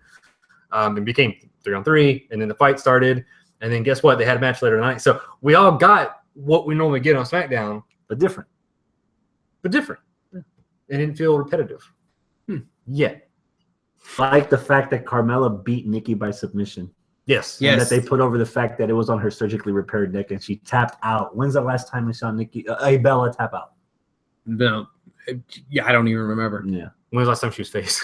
Yeah. Because she's not going to tap out when she's healed. So. And it's another kudos to the creative to noticing the reaction that you're putting Nikki in a tag match on a pay-per-view in the heels. She's getting cheered. Hey, here's a noble concept. Make her a fucking face. Yeah. And she became a face. So how are you going to balance that? Hey, let's turn Carmella a heel and see how that goes. And that's been going awesome. Yep. And the tag match was awesome too. And now we have the 6-pack challenge. What is your anticipation level for the 6-pack challenge? I'm at a 9. I'm at a 9 for this. I have very high hopes, very high expectations, and part of the reason why I'm at a 9 is because no matter who wins, I'm gonna be happy. If it's Natty, great. She's been a good heel. I've always liked her work. She's a good wrestler. So put it on her. Have all the other faces chase her. That'd be fucking awesome. If it's Carmella, hey, it's fresh. It's new. You just slapped it on this new heel. All of a sudden, oh God, she's just winning stuff. Blindsided everybody. That's fucking great. If you put it on Nikki, well, you would think that I'd be upset about it. No, I'd be fine with it because they're kind of changing Nikki. They're doing stuff with her. She's not quite as stale as she was. She's not overbearing. Yeah, she's not overbearing. They're doing something different with her, and I'm not sure what it is. They put it on her. It's going to make sense. If they put it on Becky, holy shit, they put it on Becky. Finally, they gave her the green light push, and yeah, that's going to be awesome. They put on Naomi. Hey, Naomi just got this new gimmick. She's doing something different. She's paid her dues. She's paid her dues. It's been way overdue for her to actually have a title run. Yeah. Happy with that. So, yeah. Who am I forgetting? Oh, yeah. Alexa Bliss. Oh, she's so cute. Alexa Bliss, she's fucking cute as a button. She's adorable, but that's another bitch. One. She's very pissed off. She's a dark horse. Nobody knows, what's going to happen. If she gets the title, that upstages everyone as the heel. Everybody's chasing the fucking Alexa Bliss. And Alexa was like, I told you. And she could be a bitch enough about it that she could be like, none of you expected me to win. I'm happy with anybody winning this. And that is super fucking rare for me to say, I don't care who wins. I'm going to be happy with whoever wins. What's your anticipation level? Probably an 8. I agree somewhat with what you're saying, so I don't want to repeat what you're saying because you said a lot. But yeah, I'm looking forward to it. I'm just trying to think as far as prediction goes. It's really hard on this one. Mm-hmm. I'm at an 8. Yeah. Who do you have winning? I just said it. Let him finish. Well, okay. Well, no. Go ahead. What are you gonna say? Okay. Here's my prediction. The last two here we go. are gonna be Becky and Natty. Becky and Natty, okay. Because you want the Carmella-Nikki feud to continue, and it doesn't need the belt. Mm-hmm. So they're going to eliminate each other. By disqualification, most likely they're going to beat the shit out of each other outside the ring, and they both get tossed. Or one pins the other, and then they come back and interfere, and they both get eliminated. The last two are going to be the last two are going to be Becky and Natty. Mm-hmm. And Becky's been has been losing to Natty this whole time. And now that it's clutch, Becky's going to lose to Natty again. Because you want to have Becky chase. I was going to say I want a heel to win. A heel should win so the face can chase. So you're going to turn Becky into Sami Zayn. Because you can have Naomi feud with Eva Marie when she comes back from her vacation. We're forgetting about number 7. So Naomi and Alexa and Eva Marie can have their little thing. And then you can have Carmella and Nikki. Wait a minute. When was Eva Marie suspended? Weeks ago. It's only been 2 weeks, 2 or 3. Yeah, she'll be back. I don't know the exact date, but yeah, it hasn't been close to 30 Not days yet. Not yet. Huh? Well, you expect her to be number 7? I'm just saying, no one's really paying attention to the timeline, and I was just thinking, has it been already 30 days since she's been? So and so we get. She won't be back on Sunday now. Yeah. She won't be back. So I've got Natty winning this. She beats Becky. Okay. What do you got winning this? Who do you have winning, and who do you have them winning over? Oh shit, dude! Man, this is so hard. I'm already like, I'm happy with whoever wins, but I also think I don't know who the fuck is going to win because you think this is an elimination match. Yeah. Number 2 is gonna get a hell of a rub by lasting that long. Yeah, they are. So, to me, it seems like the gimme, the thing that is like the most obvious is go ahead and put it on Becky. And I know that you guys are both of the opinion that have the heel win so the heel can chase. That's kind of what's been going on Raw the entire time. Why don't we have a face on SmackDown? And the face of all the faces right now of all the girls is Becky. And if you're going to – I'm going to go the opposite with you. I'll say Becky will win it over Natty. Finally beating Natty. Finally. Okay. So you're going with with the obvious choice. Okay. Mm-hmm. And you had backwards. I have Natty going over because if there's other than Naomi, if there's one chick that deserves a run, a legit run, and as attractive as I think she is, I can't help but hate her. And it's Natty. Whenever she starts talking, it's like, shut up. I'm going off the fly on this because I didn't have this as a pick 30 minutes ago. Okay. Because I didn't think she was, I hate to say it, like relevant enough to be the champion. But the way you just described it as being a dark horse and nobody's had to focus on her, I'm going to say Alexa Bliss. Oh my God, dude! I will buy you a beer if that happens. Everybody, well, okay. So he doesn't drink because he doesn't care. Everybody right now has got a thing going. You just said it. Like have them feud. What's Alexa's doing? She ain't doing nothing. She's been kind of quiet.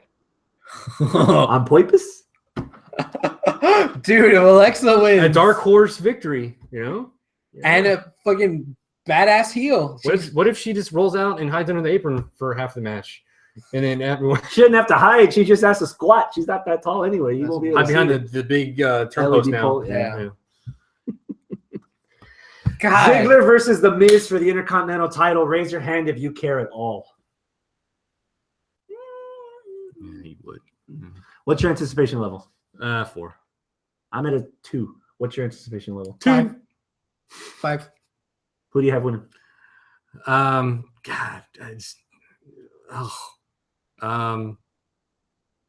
fuck it, Ziggler. Who do you have winning? Ziggler? And I think that might just be because WWE is putting Miz on punishment. Like, they had stuff planned with them. They thought they were going to do stuff. They went too far. They dropped the plans. You know what? Fuck it. Let's just put it on Ziggler for a little while. I'm going to still be hopeful and optimistic, and these are the wrong words to use with my pick, but I'm going to be hopeful and optimistic and say The Miz, because for all the momentum that him and Maurice have been putting into this entire game, pre-pipe bomb with Bryan, before it. Yep. It's a waste to give it to Ziggler. But he hasn't been doing anything with the belt. He hasn't been doing anything with the belt. He's been building up his character and everything really well, but what has he done with the title? Aside from the pipe bomb. He fought Apollo Crews. Gives a fuck. Yeah, aside from the pipe bomb, none of the focus of his heel work has been on the title. You can take away that belt from him, and it does not matter. And god damn, Ziggler needs a win. I've lost interest in Ziggler. I know. Watching Talking Smack, the way like Ziggler was almost putting he says he admires stuff about Miz, and he was talking about how and I said this whenever he came out initially when he first came out during Miz's interview promo thing last week was fuck, maybe Ziggler's going to side with Miz somehow because they both can be the disgruntled employees. So there might be some possibilities for that aspect of things, but other than that, how would you feel about them being a tag team? I don't know. I don't care. Sidebar. Chris, how would you feel about them being a tag team? I don't really care either. Sidebar. Talking Smack again. God damn it. If people on Talking Smack can get it right, booking needs to get it right. And I'm talking about the Miz's opponent from SmackDown, which was, you mentioned it, Apollo Crews. I'm 3 or 4 minutes building up Apollo Crews' story that he's a transplant from Ghana. He's first generation in the United States. He came to the country so that he can have a better life for his children, and so he can start his own family roots here in this country where it's the land of opportunity, and that he has a look about him where just like that, okay, what's an Apollo Crews? Like, well, I'm just happy to be here. This guy has a hat collection and shoe collection, and he does all this and this, but he has a look like if you don't trust this, if you turn your back on him, he'll kill you. Well, he'll go crazy. I don't get that from him at all. No, that's how they describe him. He said there's an intangible about him. He smiles. He all smiles all the time, but there's that sense of viciousness inside him somewhere. Okay, not that he's gonna kill somebody. Yeah. That needs to be on SmackDown. ABL or David Otunga, somebody needs to put some character over into this guy, because all we know about him is that he smiles and does flips. They even said that on Talking Smack. Ziggler said that. Ziggler said that. As cool as Apollo Crews is, all that they know him for on television is that he smiles and does flips. If they can mention that on Talking Smack, then something needs to be done on that program for me to give a fuck about Apollo Crews. I gave more shits about Apollo Crews in 3 minutes on Talking Smack than I have since this brand split. Fuck it, since when NXT. And that needs to change. Bam. In their defense, NXT did play that whole background story for him. Really? Mm-hmm. They did it in like a vignette. Yeah. One vignette? Yeah. That's it? Yeah. Yeah, and it wasn't out of his own mouth, you know. Some of it was. It was a package, and they showed pictures of his father and all the other stuff, him growing up. It was a big thing. Yeah. Not big enough to remember, obviously. No. And if you're from NXT, if you get a fresh start. See, I think a lot of people were banking on the fact that, oh, this is another indie guy that we're going to sign. Ooh, Nation. Okay, cool. And like there was a bit of a hype train going into it. Oh, fucking Ooh, Nation. Oh my God, what the fuck is an Apollo Crews? Not as many people even knew who Ooh, Nation was. Yeah. I've heard the name, but I never seen it. Yeah, I have too. Like, you know, I mean, he wasn't Nakamura. He wasn't Kenta. He wasn't AJ. You know, where they had more fucking renown. Yeah, sure. Oh, they're indies. And I think that at that point, WWE was like, oh, indies have, you know, if you want to quantify it, an indie guy that's popular on indies has 10 renown. Where like, no, AJ Nakamura, these guys have 100. And sure, Apollo Crews may have 10, but compared to the 100, no, it's just 10. You know? Why are we still talking about this? I'm sorry. Main event: AJ Styles, Dean Ambrose, WWE World Title. What did you guys think of SmackDown? I like the little promo, the little exchange that they had back and forth. I think that was the best stuff that we've seen between them two as far as an interaction goes so far. That's not saying that they fucking lit the world on fire, but it was the best thing that I've seen to sell this feud yet. It lit me on fire. Okay. It was half burnt because AJ, ever since he beat Cena, is on another level. Mm-hmm. His personality is coming out. His cockiness is coming out. He has validity to all the things that he's saying and doing because he has that armband. And, and I love that Dean called him out on the armband. Like, oh, yeah, you're going to take that trophy, but you're not going to get this trophy. I love the fact that a crowd was cheering out of respect for a heel because a heel did what a lot of the faces can't do and beat John Cena. That's what sold me on AJ's side. Dean's promo, the other half. My anticipation for this match is at a 9. Huh. Whoa. Okay. And it's only because I have AJ winning this. Whoa. Okay. No time like the present. AJ's winning this belt. He is going to be a WWE World Heavyweight Champion. Mark it. That's how this is show. This is how the show is ending. Okay. Okay. What's your anticipation level? My anticipation level is at a 7. While I said that I liked the promo in the ring between them two, that's the only thing that has really tickled my pickle about this. I've been kind of like, whatever. What's going on with the Universal title? This has kind of been an afterthought for me, and it fucking sucks because, damn, it leads more credence to the fact that this show is not as important as this show. I'm starting to make it different. Well, maybe you might be right. It's coming across that way. And here's another example. They're going to have a nice pay-per-view Survivor Series in Toronto. Over the weekend, Triple H broke the news that it's going to be a full-fledged weekend again. Okay. Saturday night, NXT TakeOver, Toronto. Sunday night, Survivor Series. Monday night, Raw. Tuesday night, it's not there. No? No, again. So Raw is put up here, and SmackDown's down here trying to fight its way back up to equal relevance. Raw is in Houston. SmackDown's in Corpus. Exactly. Ah, shit. By the water. Yeah. Even though the tide's been turning for us ever since SummerSlam, where now the brands are specifically building up their own shit. Dude, this is the shit right here. 2 hours of SmackDown. Well, an hour and 30 minutes with fast forward juice. And then 30 minutes of Talking Smack. Solid 30 minutes. If you're not watching Talking Smack, you're missing it. Yeah. That's some good shit. That's some like free-flowing shit that they're saying on that show. You know, but I kind of wish they would release that in podcast form so that you don't have to watch it like after SmackDown. You can just catch it later and still be filled in. Well, it is on the network. You can watch it. But yeah, you just turn it on from like your phone and just put headphones in, and you don't have to look at the screen. Kind of the same idea we got going. Yeah. We're trying. Yeah. Okay, so you can ask me. So the anticipation for me on this match is probably 6. Here's the issue. You said this whole thing's been kind of underwhelming or whatever. Here's the issue. This goes back to SummerSlam. With all the hype going into SummerSlam for the Universal title and AJ versus Cena and Brock and the World Heavyweight title match was like down here. The AJ Cena match was hyped like right here. And they delivered. So it's more like there. So when you have the winner of this match and the winner of this match have a feud, the hype balances out to mediocrity. I hope y'all got that.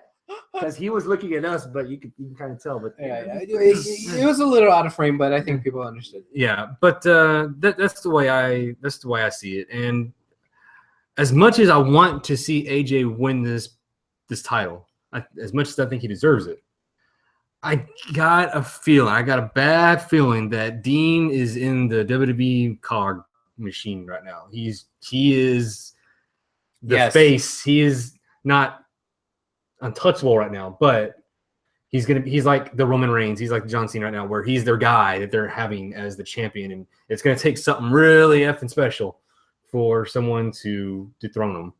I would think it'd be AJ, but on their first encounter,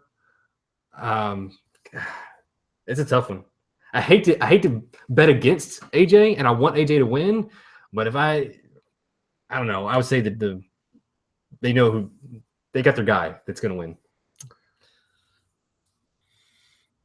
And AJ kicked him in the balls after the end of the show. And that was the last thing. So law of reverse momentum. You know what? I was undecided. I've heard both of your sides.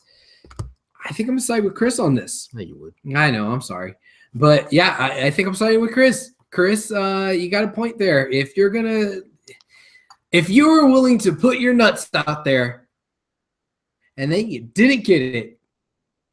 Okay, yeah, let's go consolation prize, Kevin Owens. The joke was if you put your notes out like AJ Styles, but whatever. Right. But yeah, Kevin Owens is everything that we all want, Mark level, all this and that. Oh, great, that's great. Kevin Owens. But if you follow that trend, the trend would be AJ. If you're putting your titles on Finn Balor, on the Kevin Owens of the world, AJ's in that echelon with those kind of people. Appealing to the very indie marquee crowd, the new generation crowd. Dean's been great, but Dean has already had a title defense. This isn't his. He's had a title defense. Yeah, it's not. What I'm saying is, it's not his first defense. So if he loses, he had one. No, if this was his first defense, it would have been like, nah, the trophy. What? If it was his first defense, I would have been like, nah, it's too early for them. But I can see it's not his first defense. Okay, we're gonna stick it on AJ. You weren't able to ride that wave of momentum that you would have got out of Finn. Let's ride that wave of momentum that we're gonna get out of AJ instead. I think Travis mentioned a good point. I think the SummerSlam match might have opened some eyes that maybe right now is not the best time for Dean, because regardless of the position on the card, whether AJ and Cena were in the last of the main event of that pay-per-view or they opened the match that they did, regardless of position, they were going to get what they got. If you put Dean versus Ziggler in the main event of your pay-per-view for the WWE World Heavyweight title and that crowd still gave it what it got, then maybe it's on Dean and Dolph. And if you're gonna put Dean your heavyweight champion who got like a fart in church over AJ Styles, who as a heel is getting respect clapping from the crowd for beating John Cena in your promo, yeah, you're putting it on AJ. Do you think it was because the iron was hot with Dean? They gave him those two false title reigns where he won it, but then he didn't win it. No, here's the problem. Do you think that's where they fucked up with Dean? What happened was he finally got the victory over the former Shield members, right? And they split them off. So you can't continue that feud with. No. Okay. Yes. The bitch. Dean finally wins the belt. Dean finally wins the belt, and then realizes that that's not just the belt because there's a universal title now. They didn't give Dean enough time for him to be the top guy without having the top guy right beside him or maybe above him. Because hell, they put the U.S. title in front of him. Yeah, you're the guy. You're the world heavyweight champion, but now we're making another belt, and it's going to be on the show that has the most time, the most viewers, the most attention, the most ass kissing, the most brown nosing. You're on SmackDown. May the force be with you. Like. If this brand split wouldn't have happened, I'd be more curious to see how Dean would be doing in the main event picture as the guy on top, not having two separate mountains looking across the ocean. The issue that everybody's had with the previous brand split, like you have your champion on your show. CM Punk was champion, but Great Khali was champion. Yeah. The Brian Kendrick was champion for 2 minutes. Yeah. So that Alberto guy was champion for a while. Yeah. Anyway, overall anticipation for the whole shebang, Travis. You know what? I'll give it a 7. We got some new champs coming in for the first time. Even though that I said he wasn't gonna win, I'm hoping that AJ will win, and we'll have a set of champions for SmackDown. the last few weeks I just been enjoying SmackDown just in general. So yeah, 7. Yeah. This is, and it's not a packed card either. I think there's only like 5 or 6 matches. Yeah. Which is their whole roster, pretty much. Anticipation level for the entire thing. I agree. 7. That's where I'm at too.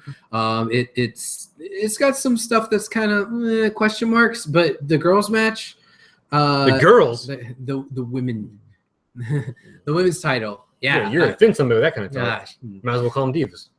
Oh boy, I'm very excited to see them. What that match is probably the biggest thing that's attracted me to the pay-per-view. That match, see why. I want it. Oh, I know. I'm still interested to kind of see what's going to happen with the tag titles. And then AJ, if they really pull the trigger on AJ, I'm interested. So yeah, I mean, there's some other stuff that's not quite as attractive, but whatever. That making AJ the champion, that would put more eyes on SmackDown as a brand. Oh yeah. Jinx, you bitch. Other than everything we talked about on the card, you snuck in the words Kane on the notes from Knoxville, Tennessee. Yeah. Oh yeah. There is a segment with Fandango trying to teach some chick how to dance. Fired. You be a woman. Fired. Somebody's gonna be offended. Yeah, fuck them. So anyway, here's the thing. I told you. I figured out what this is. And my guess was that they're building up the next interpromotional match between Braun. Because what does Braun do on Raw? He squashes people. And that's the same thing Kane's doing on SmackDown. Oh yeah, but Bo Dallas also squashed somebody. That was one time. Nia Jax has been squashing people. Nia versus Braun would be interesting. Ooh. Braun. But Travis. Look who he's been squashing these last couple weeks. Milkman, Fandango, I can't remember, whatever his name is. That guy. Americos. That was Braun. Oh, that's Braun. Sorry. My bad. We're 2 for 2 for obscure, what the fuck moment characters. And it dawned on me what this is, what they're doing with Kane. They turning him into Sandman from WWE CW. Every week, there'd be some kind of crazy, stupid character that would come out, the zombie and all this other bullshit, and cue the Sandman's music. He'd come out there with the cane and beat the shit out of him and walk away. Exactly what they're doing with Kane. No purpose. You don't need him because you have the longevity of his character. So you don't need him to have a storyline, but he's on the roster, right? So you got to use him somehow. Why else have that Milkman segment? Why else do that? Why else have Fandango trying to teach someone to dance with somebody? These are just useless, these random WTF moments. Make no sense at all to have. Is Kane the new Ron Simmons? Damn. I just said what I thought he said. Well, yeah. With yes, that's the equivalent of it. Dan with the choke slam. So that was almost like you did the ding. That's it for SmackDown. Lucha Underground starting this week. He's still staring at me. Lucha? Oh, Lucha Underground. Are y'all ready? Oh, no. Lucha Underground. It was such a headache watching season 2 without having that goddamn channel. Kara for 3, remember? I got you. You're good. I think you're still signed on my iTunes. Yeah, I'm buying the episode tomorrow, and then you can watch it whenever you want, and you'll be ready. It's good to have marquee friends. Yeah, well, all right. It should be good. I mean, I'm just Pentagon Dark. We had some grievances about the way season 2 ended, so right. I'm gonna be. You know what? I'm cautiously optimistic. I'm very cautious. Season 2 was definitely weaker than season 1, but that's not saying that it was terrible. It was still really good goddamn wrestling. Mm-hmm. It was a really good show. So tonight, yeah, I don't blame you if you're watching Lucha Underground right now instead of us. Yeah. What else is happening this weekend, Abel? Something in the Texas City? Yes, Reality of Wrestling. They're having another event, another live TV taping at the World Gym Arena. Bell time 7 p.m. down at the Mall of the Mainland, Texas City. Yeah. I know that there was That's a new tag team with Bartek and I think Kiefer is the other guy's name, and they're taking on Ruthless Ryan Davidson and his tag team partner's name, Alex Reigns.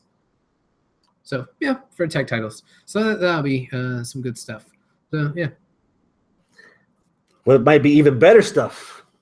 What's that? UFC 203 this Saturday. There's a heavyweight match with some dude that knocked out Brock Lesnar.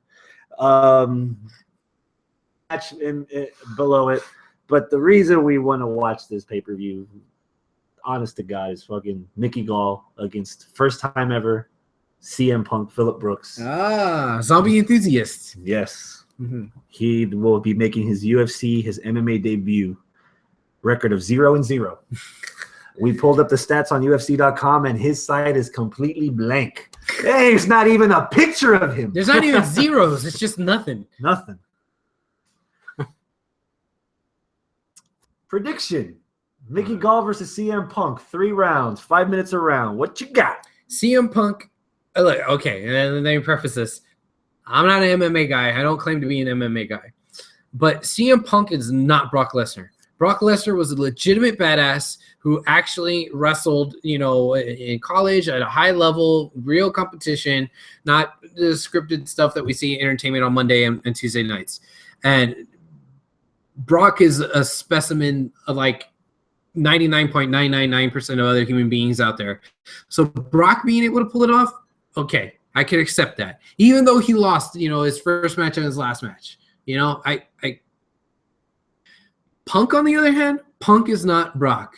Punk is a wrestling guy. Punk wasn't an amateur, NCAA, whatever. Punk is a guy who got fed up with Vince and said, you know what, I'm going to go do this other thing and train for a little bit and then jump in the ring. Just based on that, I don't think he's going to win. I mean, it's fair. I mean, it's a fair assumption. Yeah. I mean, outside looking in, that's about right. Yeah. What about you, Travis? 4 episodes of the evolution of Punk. Dude. From scratch, from the ground up. You've seen him, no pun intended, evolve. How do you like his chances against Mickey Gall, who is only 2-0? I was about to say that. Like, as much as everybody's giving shit about CM Punk, Mickey Gall, obviously, I mean, CM Punk said it himself. I mean, who's he beat? But 2 more guys than you have. That's fair. Okay. But the thing is, it's almost, I don't want to say it's an even playing field, but they're both fighting for notoriety. And whether CM Punk wins or loses in this fight, after watching that special, the documentary, I mean, I have respect for him regardless. Right. But seeing what he put himself through every day, driving 3 hours out and then back and forth, or one way, like 3 hours one way. It's 1.5 hour each way. Was it? So okay. Total drive 3 hours. So yeah, 3 hours every day, going to train. They finally moved to get closer to the area, but going through all the training, putting up all the ridicule, the injuries, the shoulder injury that put him back, the herniated disc he had putting all of that. He worked through all that stuff, continued his training. He's got passion, and sometimes passion can make surprises out of some people. Okay. I'm not going to say he's going to win. Oh, judge's decision, maybe. I don't even know. I don't think he's going to go that far. Because it's 3 or 5 rounds. Three rounds. It's going to be 3 rounds. Okay. Because 15 minutes. Because it's not the actual 15 minutes of plate time. Yeah. That's a tough one to call. But man, if CM Punk can somehow, some way scrape up, we saw him in sparring. He was able to throw on choke. That last fight that they showed on that documentary where he actually tapped out his opponent in the spar. It's like, wow. Yeah. You know what? I get why people are like giving him shit for wanting to fight Abel, but it's just one of those things where he wanted to do it and he had an opportunity to do it. So, like he's saying in the documentary, it's like he could have like waited or whatever even longer, but like he's like he could have passed on the opportunity, but then he was like thinking, 10 years down the road, what if? Yeah, there's always that what if, and now he's able to do that, and who wouldn't want to say they're able to do something they wanted to do? Yeah, and God, I can't give the guy shit about it. Well, maybe I'm not saying that there's not people giving him shit. There's definitely people giving him shit about it. Yeah. I'm not giving him shit. I do respect him, and I do think that like him doing this, wow, that takes some balls. But what I'm trying to say is more that he's at a distinct disadvantage because this isn't like the muscle memory is going to be there to not hurt somebody, At least that's what I think. Again, I'm not an MMA guy. I don't know how easy it is to pick it up. Yeah. I know he trained for 2 years, but how many years before that was he doing the exact opposite? I think Abel's point is that somebody like Shelton Benjamin or Chad Gable that actually have at least some kind of legitimate experience in a sport or an aspect of the fight have a better chance than CM Punk, who showed up with a blank slate. Regardless of what he can do in wrestling, that's nothing. That's entertainment. He's a blank slate. There's nothing to him that gives him credibility for him to be in there. Now, see, okay, I use Brock as the example, which is an easy example to go to. Let's talk about Lashley. Collegiate background? He had the collegiate background. He had the actual combat sports in him before he went to the entertainment side of things. And he wound up being successful. I don't think he's undefeated, but he won a couple of championships here and there, right? In Bellator, right? Mm-hmm. But the thing is, he's had that background. Punk didn't have that background. Mm-hmm. Punk has, like he started doing, backyard stuff, then went training to do the wrestling. Is that story? I think so. Yeah. I hate another guy. I love Punk. I'm not. I want to rewind. Let's go back about 3 or 4 episodes ago when you were wearing the CM Punk hat in Chicago. You were shitting all over this motherfucker. And I threw your hat off because you didn't deserve to wear it. See, that just came out of a place of hurt. Baby, I really love you. I didn't mean those things that I said. I mean, take me back, baby. Come on, Punk. Just think of all the times. Think of all the times we had. Those good times. Summer Punk. Come on, drop that pipe bomb. You know how you see. These 4 episodes have made Punk a star. Yep. Yes. In the UFC's eyes. Right. Not a star to people that already saw him in wrestling. He's already 90 plus in the video game. And then, he's 97 in the game. Yeah. Blank on the website. But UFC fans, this motherfucker after those 4 episodes if they've watched it. If they haven't, they're lying fools. UFC's already won. Alistair Overeem in Affliction. Nobody's buying this pay-per-view to watch Overeem. Mm-hmm. Pay-per-view for Fabricio Werdum, who's also a badass motherfucker. They ain't watching this for him. Sports bars around the country are going to empty out as soon as Mickey Gall beats CM Punk. And I'm calling beating CM Punk. Mickey Gall's been bragging that he's going to beat him in the first round. If Punk makes it to the second round, third round, if Punk loses by split decisions, loses by unanimous decision in the octagon, he's not trying to win. He's trying to be to show people that he can do it, that things can happen. That's the word I'm looking for. He's trying to believe. Yeah. I want to see Punk, see what he can do. Everybody's, because here's the thing about Punk.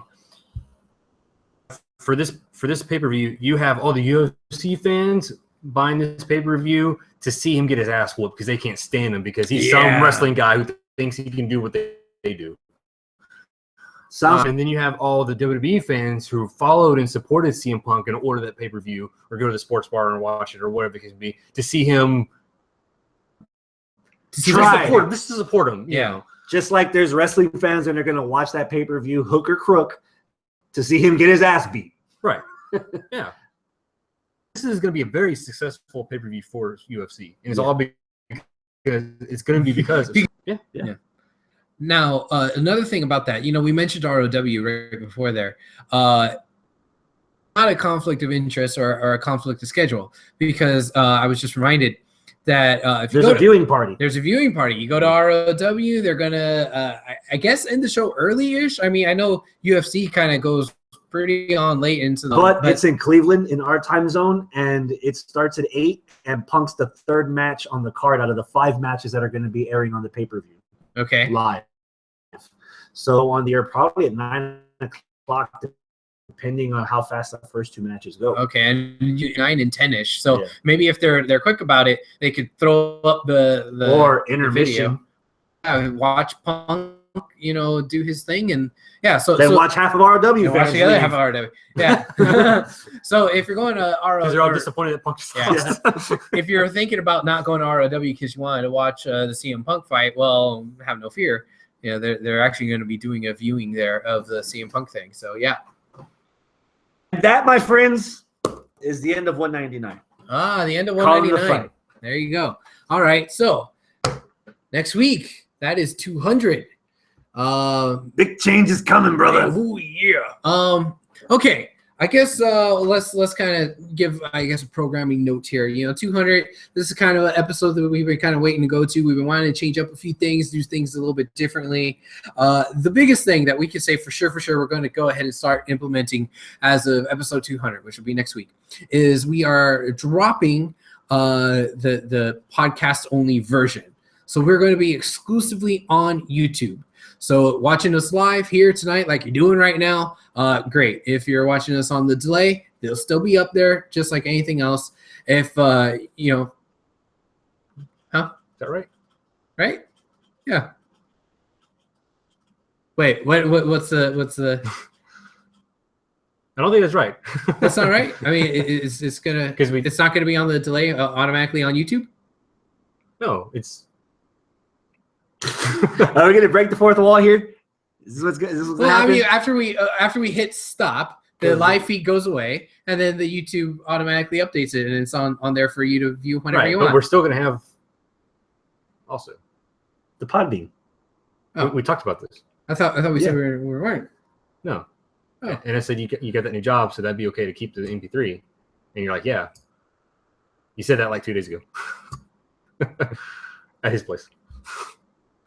Oh yeah, we had an HWR game night at my place. That shit was awesome. Well then, I guess we're back to the drawing board because, but yeah, okay. Well then, what are changes that we're actually doing? Some not some format changes, but there might be some network involved. Some name changes. Some new logos. Okay. Some more content. Maybe. Depending on how lazy we are. Well, there you have it. So we're gonna have. He was supposed to be the one in the know. He led you into the dark because nothing. Blind leading the blind over here. Come on. I guess so. Marco. No, nobody said no. So yeah, things are gonna happen with episode 200. So I guess stay tuned and we're gonna figure it out. We've got to figure it out. Oh, okay. You in later, Abel. Oh, I see. All right. Well then, adios, my friends. Keep it classy. Popular culture and whatnot. Yeah. Toodles. Let's go. Oh my god, that was hilarious.